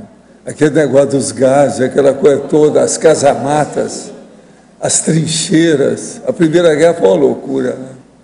Era um negócio muito bruto demais. Tudo troglodita. O negócio não foi fácil. Não foi nada fácil. E outra coisa, foi baseado nisso que o Hitler, né, quis fazer os troços todos. Porque ele não perdoou isso aí, porque ele participou da Primeira Guerra. Né? O negócio não foi fácil. Para mim, ele ficou mais louco, foi com a Primeira Guerra. O Hitler. Eu tenho um filme relativamente recente que é muito marcante, assim. Você pensa na possibilidade de exércitos que estão se matando, mas eles saem das trincheiras e comemoram juntos, assim, uma coisa. Mas olha, tem muita gente que acha que isso é uma das coisas mais impossíveis que tem. É preciso ver por que aconteceu. Que a maioria não muda de uma hora para outra e nem faz trégua desse jeito. E das coisas que eu tenho estudado, são uma das coisas mais difíceis que tem para funcionar. Então é preciso ver quais são os fatores que entraram nisso. Um dos fatores que precisa ser estudado com muita calma chama-se fome. Porque não adianta nada na guerra a pessoa que morre de fome. Em vez de bala, o cara já está de um jeito que tanto faz a bala porque eu já estou morrendo de fome. Então, isso tudo é preciso estudar aí. De modo que eu acho que é muito difícil fazer esse processo de trégua numa condição crítica, você está entendendo, marcante igual essa. Assim. Isso é singularidade, quer dizer, é uma coisa de exceção. Eu estudei um pouco sobre isso. Tem alguns pesquisadores europeus que estudam mais em universidades e tem muitas fotos, tem livros sobre o assunto, tem relatos de sobreviventes que contam e diz que era uma coisa muito marcante. Tem, mesmo. mas eu acho que se isso fosse marcante, a turma já teria levado isso para as academias militares. Você não vê isso.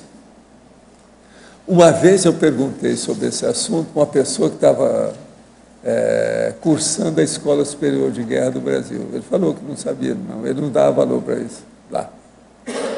Pelo menos na ocasião. A Escola Superior de Guerra. Entende? A retrocognição que você acabou de narrar é a mesma retratada na placa que a Chantal fez para você. Isso é a Mala que está perguntando. Em parte, tem lá a sua razão. Você deve ver com calma. Você sabe que eu tenho isso tudo, eu tenho isso guardado, não sei aonde. Estava aqui trabalhando no computador e, de repente, pensei em assistir a tertúlia. Quando entrou no ar, no exato instante, um tertuliano estava acabando de perguntar sobre meu avô, Flávio Cavalcante. Ah, esse é o Rafael Cavalcante Braga, é esse que você falou? Pois é, esse é o irmão dele, né? Coincidência? Acho que não. Está aí uma boa prova da transmissão das energias e pensenes. Eu não assisti a tertúlia há alguns meses. O senhor me respondeu uma pergunta que eu gostaria de ter feito há muito tempo. Se existe alguma relação do Valdo utilizar os dizeres nossos comerciais, por favor, com algum contato que ele possa ter tido com a consciência. É lógico que foi. Eu estou fazendo igualzinho ele, eu falei aqui desde o início. Não, vou usar uma do Flávio Cavalcante. Nossos comerciais, por favor. Hein? Pois é. Não, eu conversei muito com ele, nós tivemos muito contato.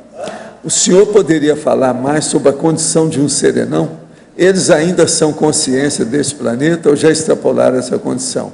Há seres superiores a esse? Poderia comentar? Olha, você precisa começar a estudar. É bom você pegar e ver a Enciclopédia da Conscienciologia. Tem um CD-ROM. E olha lá, tudo que fala sobre serenologia.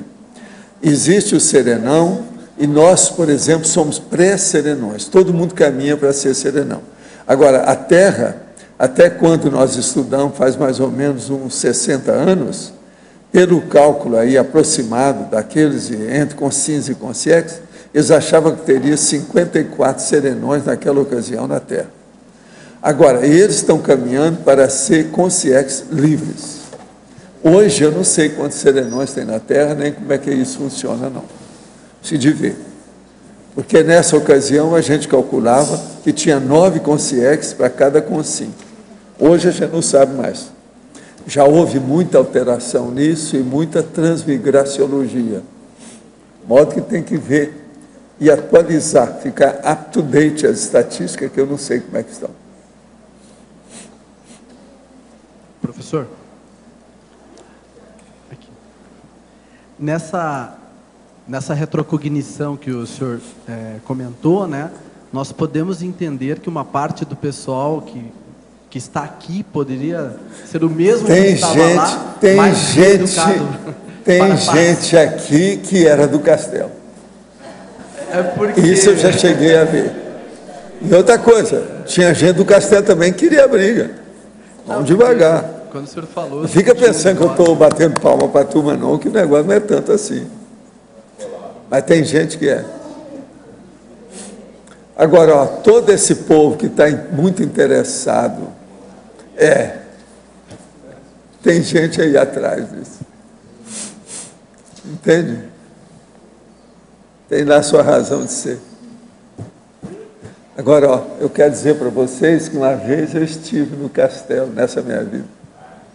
E ele está meio nas ruínas. É como se fosse ruína, ele não funciona. O tempo acabou, houve uma opção de coisa, e lá ficou meio deserto. Não, eu sabia, né, da história toda, então eu fui lá para ver. Fui lá para ver. Vendo as coisas. Professor. Eu posso falar o local para vocês, sem falar. Península Ibérica. Já falei muita coisa. Europa, Península Ibérica, já estou falando. Cheguei bem perto da realidade. Professor. Agora, a Península Ibérica, você já viu, né? Professor, aqui no ar. Outra coisa, eu já nasci sabendo espanhol, né? Outra coisa, a minha vida com a monja foi na Catalunha, né? Não é esquisito? O senhor fala de alguns lugares que o senhor não queria lá, né? Machu Picchu, alguns lugares pesados. Machu Picchu? Alguns lugares. O senhor já teve lá naquela região de Carcassonne e Toulouse? Já percebeu ali a questão lá eu tive. Então, eu fui lá para ver, junto com o Chico, do processo de Carcassonne, do livro Cristo espera por ti. E dos cátaros. Toulouse é perto de Carcassonne. Eu sei, pois é. E está acontecendo agora lá, mataram um monte de judeu lá e tal. E o senhor está falando essa questão da guerra e ter os castelos ali, eu não sei avaliar como é que pode estar o extrafísico, se ele está mais... Porque é a época dos cátaros ali, não foi? Que foram muitos cátaros queimados. Mas agora você examina só o seguinte, Carcassonne é um negócio sério. Eu tive lá. Pois é, não. Mas é preciso examinar a história daquela área toda, lá do Languedoc. O negócio é muito sério, é troço, muito antigo. Tem que pensar nisso. Aquilo ali não apareceu à toa. Já tinha raízes muito profundas do processo. Agora a cidade... Agora é o Midi, é o centro da França. É a turma do Midi, do meio-dia. Agora ali, aquela cidade belicista, realmente que me pareceu mais, foi Toledo, né? Toledo parece que é um negócio brabo, né? Tem umas coisas lá. Tem até as lojas de armadura, arma para todo lado ali, punhal e espada. E Carcassonne já é uma coisa mais, em termos de belicismo, não sei, ali no local, pareceu mais... É, mais suave. Lá não é tanto assim, não. Agora, é história, né? Eles não destruíram. O negócio é esse, fazem uns castelos grandes e dá nisso. Depois fica lá. Agora, aquilo fica lá. Como autorretrocognição nem sempre é bom, né? Tem que ver, né? Como é que é isso? Não, agora o que é impressionante é o seguinte, quando eu fui lá com o Chico, eu examinei, antes do Chico entrar, eu falei, não, calma, deixa eu ver.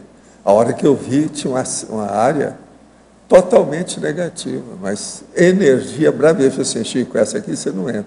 Lá dentro da Cité. Lá dentro de Carcassonne. Da cidadela. Brabo, lugar brabo. O senhor lembra? Eu falei assim, aqui para mim é o processo das masmorras. O senhor lembra que lugar que era lá dentro, assim, mais ou menos? Hein? Que lugar? Assim, tinha uma referência do lugar, assim, de cabeça, o senhor lembra ou não? Como assim? Dentro lá da cidadela, o senhor lembra algum ponto de referência que era esse lugar? Não. Lá eu não fui, nisso aí eu não tenho muita referência de Carcassonne comigo, não. Em Carcassonne o que chamou a atenção não foi isso. Foi quando nós fomos lá, e o Chico começou a ver, porque ele já tinha lido o meu livro, né, o romance, aí ele chegou e começou a ver as tumbas, aquele negócio do cemitério. Nossa, o povo da família aqui, ó, fulano, vamos ver quantos são. Aí nós percorremos o cemitério todo para saber quem era aquele povo. Ainda tinha os parentes lá, com a tumba. E tinha as datas, tudo lá, marcado. Aquilo era impressionante. O Valdson tirou foto. Nós fomos lá em 1965. Fazem, portanto, 47 anos. O Valdson tirou fotos do cemitério quando ele foi antes. Pois é, mas eu não sei como é que está lá, porque lá mudou muito. As fotos que eu vi lá, andou mudando muito de 65 para cá. Porque nós estivemos lá em 1965.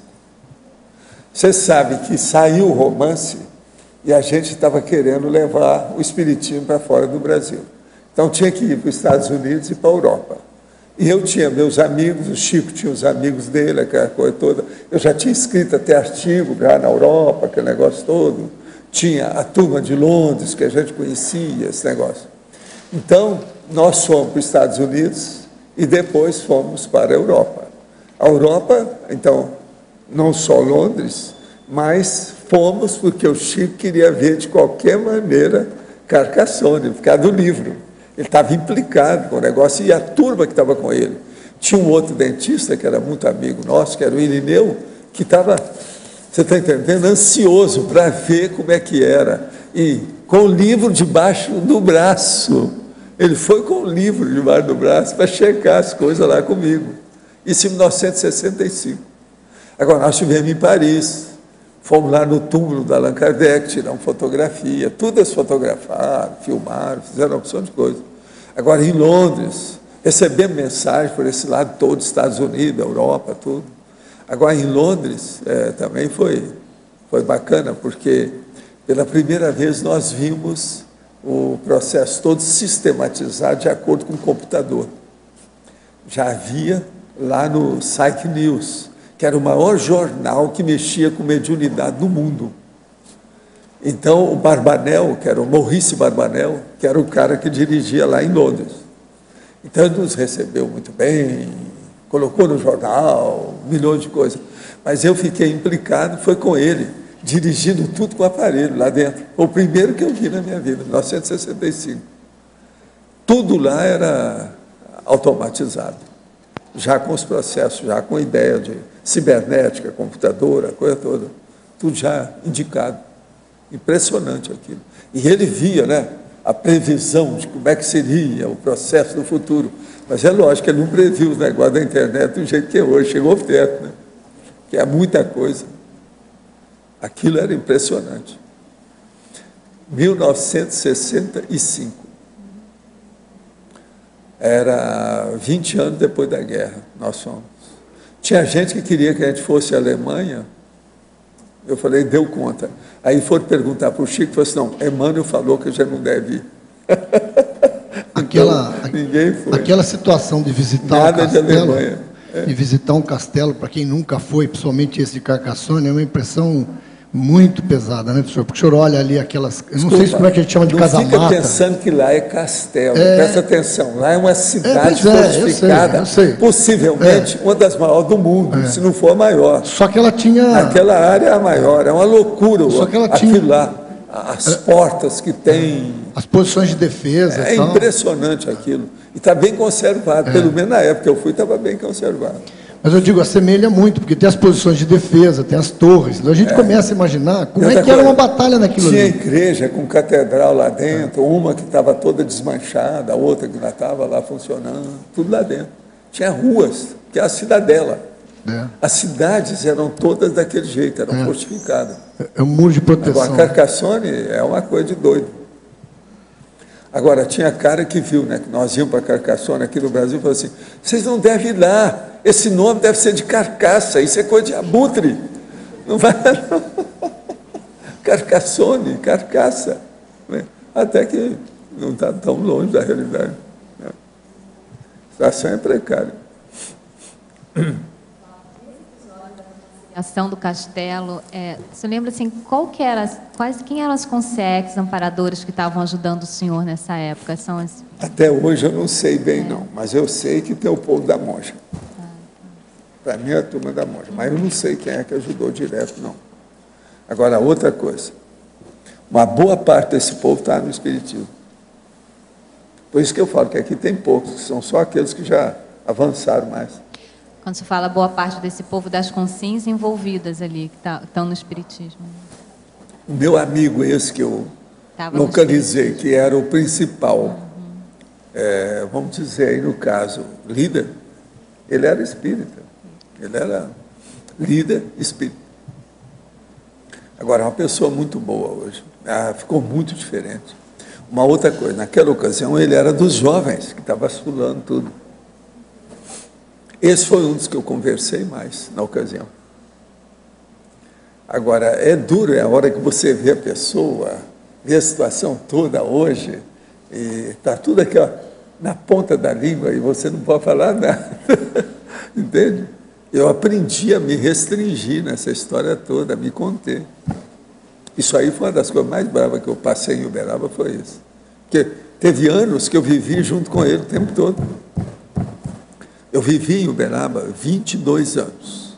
Esse nosso amigo eu conheci possivelmente durante 21 anos, porque foi logo no segundo ano eu tive contato com ele. O senhor tinha, assim, na época, o senhor tinha lucidez, consciência do nível de envolvimento do grupo kármico que o senhor tinha com esses 3 grupos que estavam relacionados a esse conflito? O senhor falou que tinham 3 facções ali, Eles me conheciam devido às coisas que eu tinha feito. Você está entendendo? Processo profissional. Mas o senhor tinha algum comprometimento pessoal, digamos, do seu ponto de vista holobiográfico? Eu já tinha feito pessoas? assistência para vários deles. Eles não podiam reclamar nada de mim. Eu tinha uma ficha moral, e, vamos dizer, profissional, séria. Todo mundo respeitava. Está entendendo? Pois é, mas por que o senhor decidiu entrar nesse caso para ajudar, inclusive, sob a forma Porque de infiltrar? eu sabia que iam matar muita gente. O meu negócio, eu previ o troço antes. Agora, não foi só eu. Tinha gente, inclusive até da igreja, que já tinha visto isso aí e vai dar uma carnificina. Entendendo? Era muito interesse que havia na história. Agora, olha, havia processo territorial por causa de água. Até hoje esses problemas estão brigando por aí.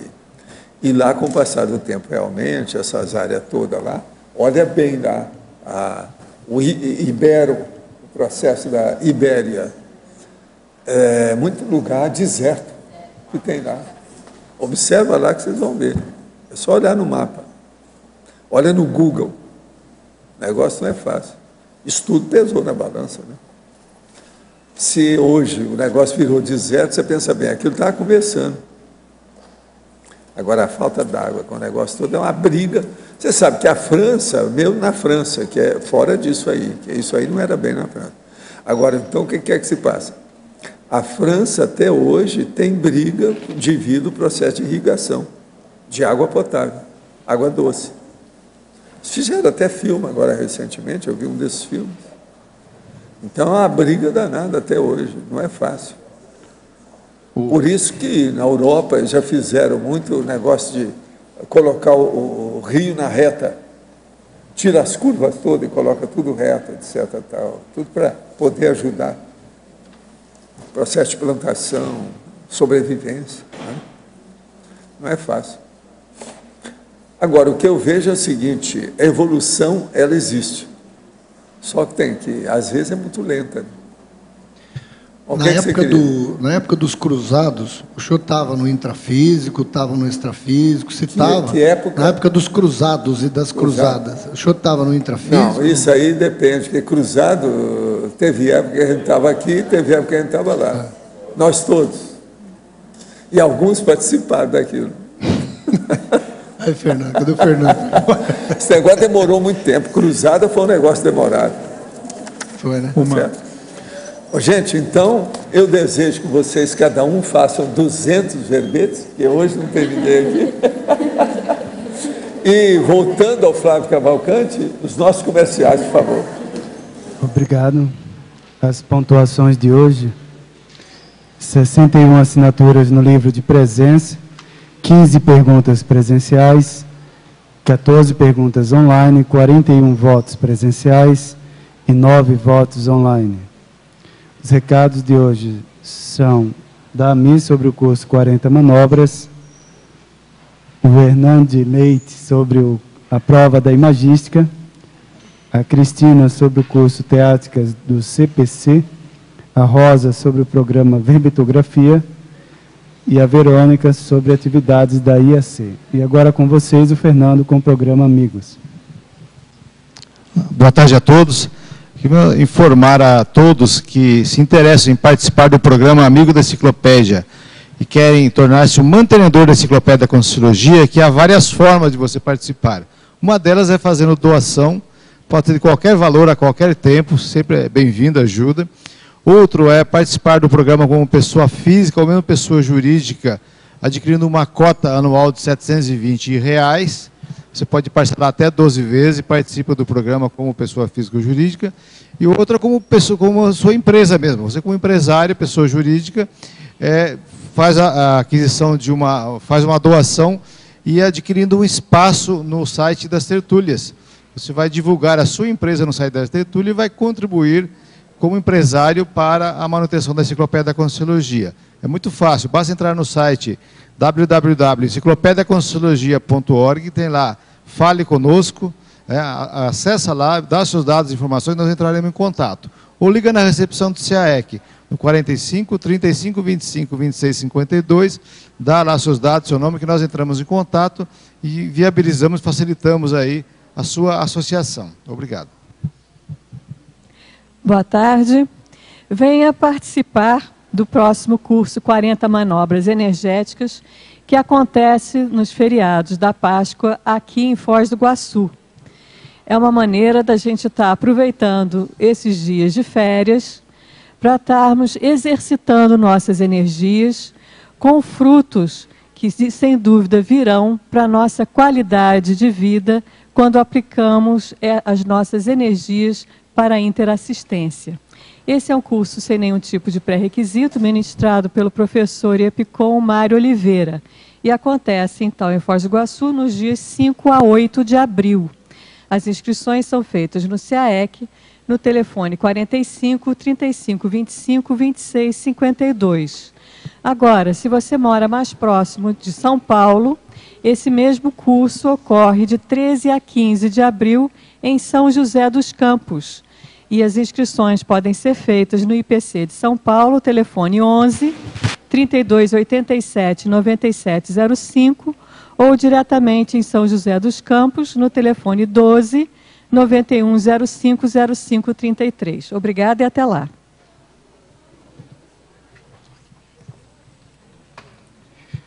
Olá pessoal, boa tarde. Estou aqui para divulgar a 5ª prova da Imagística, que vai acontecer no dia 22 de abril, das 7h30 ao meio-dia, no Salão do Discernimento. E no dia 24 e 25 de março, vai haver aqui as oficinas ligadas à questão da Imagística, cujo objetivo maior é o desenvolvimento da atenção, da memória, visando a associação de ideias. A prova de Imagística, ela consta do sorteio de um objeto, onde a pessoa, se concentrando, procura descrever, no mínimo, 20 itens dentro de uma cientificidade para o desenvolvimento da associação de ideias. Qualquer esclarecimento maior na secretaria aqui do CAEC. Obrigado. Boa tarde a todos. Depois de amanhã, na sexta-feira, inicia-se o primeiro módulo do curso Teáticas do Código Pessoal de Cosmoética. Nós temos ainda algumas poucas vagas, então as pessoas interessadas procurem a recepção para fazer as suas inscrições. Fazendo o gancho com o que foi falado hoje aqui na tertúlia, o CPC, o Código Pessoal de Cosmoética, é um dos instrumentos mais práticos para que a gente possa estabelecer um nível de auto-organização, não só pensênica, uma autodisciplina, e nós irmos gradativamente qualificando a nossa manifestação, não só sob o ponto de vista da cosmoética, mas sob o ponto de vista da convivialidade, tá? Então, dentre os recursos que as Verpões da Conscienciologia já ofereceu até agora, eu, pelo menos, considero o Código Pessoal de Cosmoética como um dos recursos mais vantajosos para alavancarmos as nossas reciclagens pessoais e irmos nos disciplinando, corrigindo, né, as nossas imaturidades de uma maneira mais técnica e prolífica. E esse curso ele vai ter como uma das características, um dos diferenciais, que é um curso eminentemente prático. Então, serão 5 professores, cada um desses professores vai ter a oportunidade de passar alguma das técnicas, diferentes técnicas para construir o CPC. Tá? Então, dentro disso que a Cristina comentou, é importante aproveitar essa oportunidade, porque é um curso inédito, tá? Ele vai ter 2 módulos. O primeiro módulo é agora, semana que vem. Então, quem quiser, depois da manhã, perdão, nesse final de semana, né? Então, quem quiser maiores informações, pode entrar em contato com a recepção do CAEC. A gente aguarda vocês lá. Obrigado. Obrigada. Boa tarde a todos. Amanhã a gente vai começar o programa Verbetografia EAD. Então, se você mora fora de Foz do Iguaçu, quer fazer o seu verbete para a Enciclopédia da Conscienciologia e quer assim, entender um pouco melhor sobre a estrutura do verbete, conhecer técnicas, né, de elaboração de itens para completar o seu verbete, o programa Verbetografia ajuda você a elaborar, então, essas questões para o seu verbete. A gente espera todos vocês. A inscrição é feita pela recepção do CAEC, que você pode entrar em contato ou pelo telefone, ou então enviando um e-mail para caec@caec.org. Obrigada. Boa tarde a todos. Hoje eu gostaria de fazer 2 convites para os tertulianos e para os paratertulianos da International Academy of Consciousness. O primeiro deles é para o dia 21 de abril, o dia anterior da prova da Imagística. Teremos em Foz do Iguaçu o curso Desenvolvendo Sua Clarividência, do professor Rodrigo Medeiros. O professor Rodrigo Medeiros é o diretor de educação da IAC, mora atualmente em Londres. O curso já foi impartido no Brasil, na Europa, nos Estados Unidos, no México. E o professor Medeiros é o autor do próximo lançamento de Editares, o livro Clarividência, Teoria e Prática. Esta é uma oportunidade rara, as vagas são limitadas devido ao espaço, então motivamos para que você faça a sua inscrição o quanto antes na secretaria da IEC, com a professora Carol, comigo ou com a professora Kátia Aracaki. Para quem não mora em Foz, pode se contactar através do e-mail brasil@iacworld.org. Também é uma boa oportunidade para quem vem de fora com a ideia de fazer a prova da imagística, pode já fazer também essa outra atividade no sábado anterior, dia 21, de 9 a 18 horas. Tá? O segundo convite é para a palestra que acontecerá online, domingo às 18 horas, com a professora Lícia Pinheiro, coordenadora da IAC Lisboa, apresentando o tema Decisões Críticas, que é o tema de pesquisa pessoal dela. Essa palestra é a primeira de uma série de palestras que apresentarão os professores, os pesquisadores, atualizações sobre a IAC, para que possamos ter maior intercâmbio com a CCCI e que você possa se manter atualizado no dia a dia das atividades fora do Brasil. Para participar dessas palestras, você precisa enviar um e-mail para brasil@iacworld.org, manifestando seu interesse de participar, para que possamos enviar as instruções e a senha para participar. De novo, a palestra será domingo, às 18 horas, online. Esperamos vocês e obrigada. O verbete eleito para amanhã é Reeducação Social, a especialidade Reeducaciologia. Obrigado pela sua presença e até amanhã.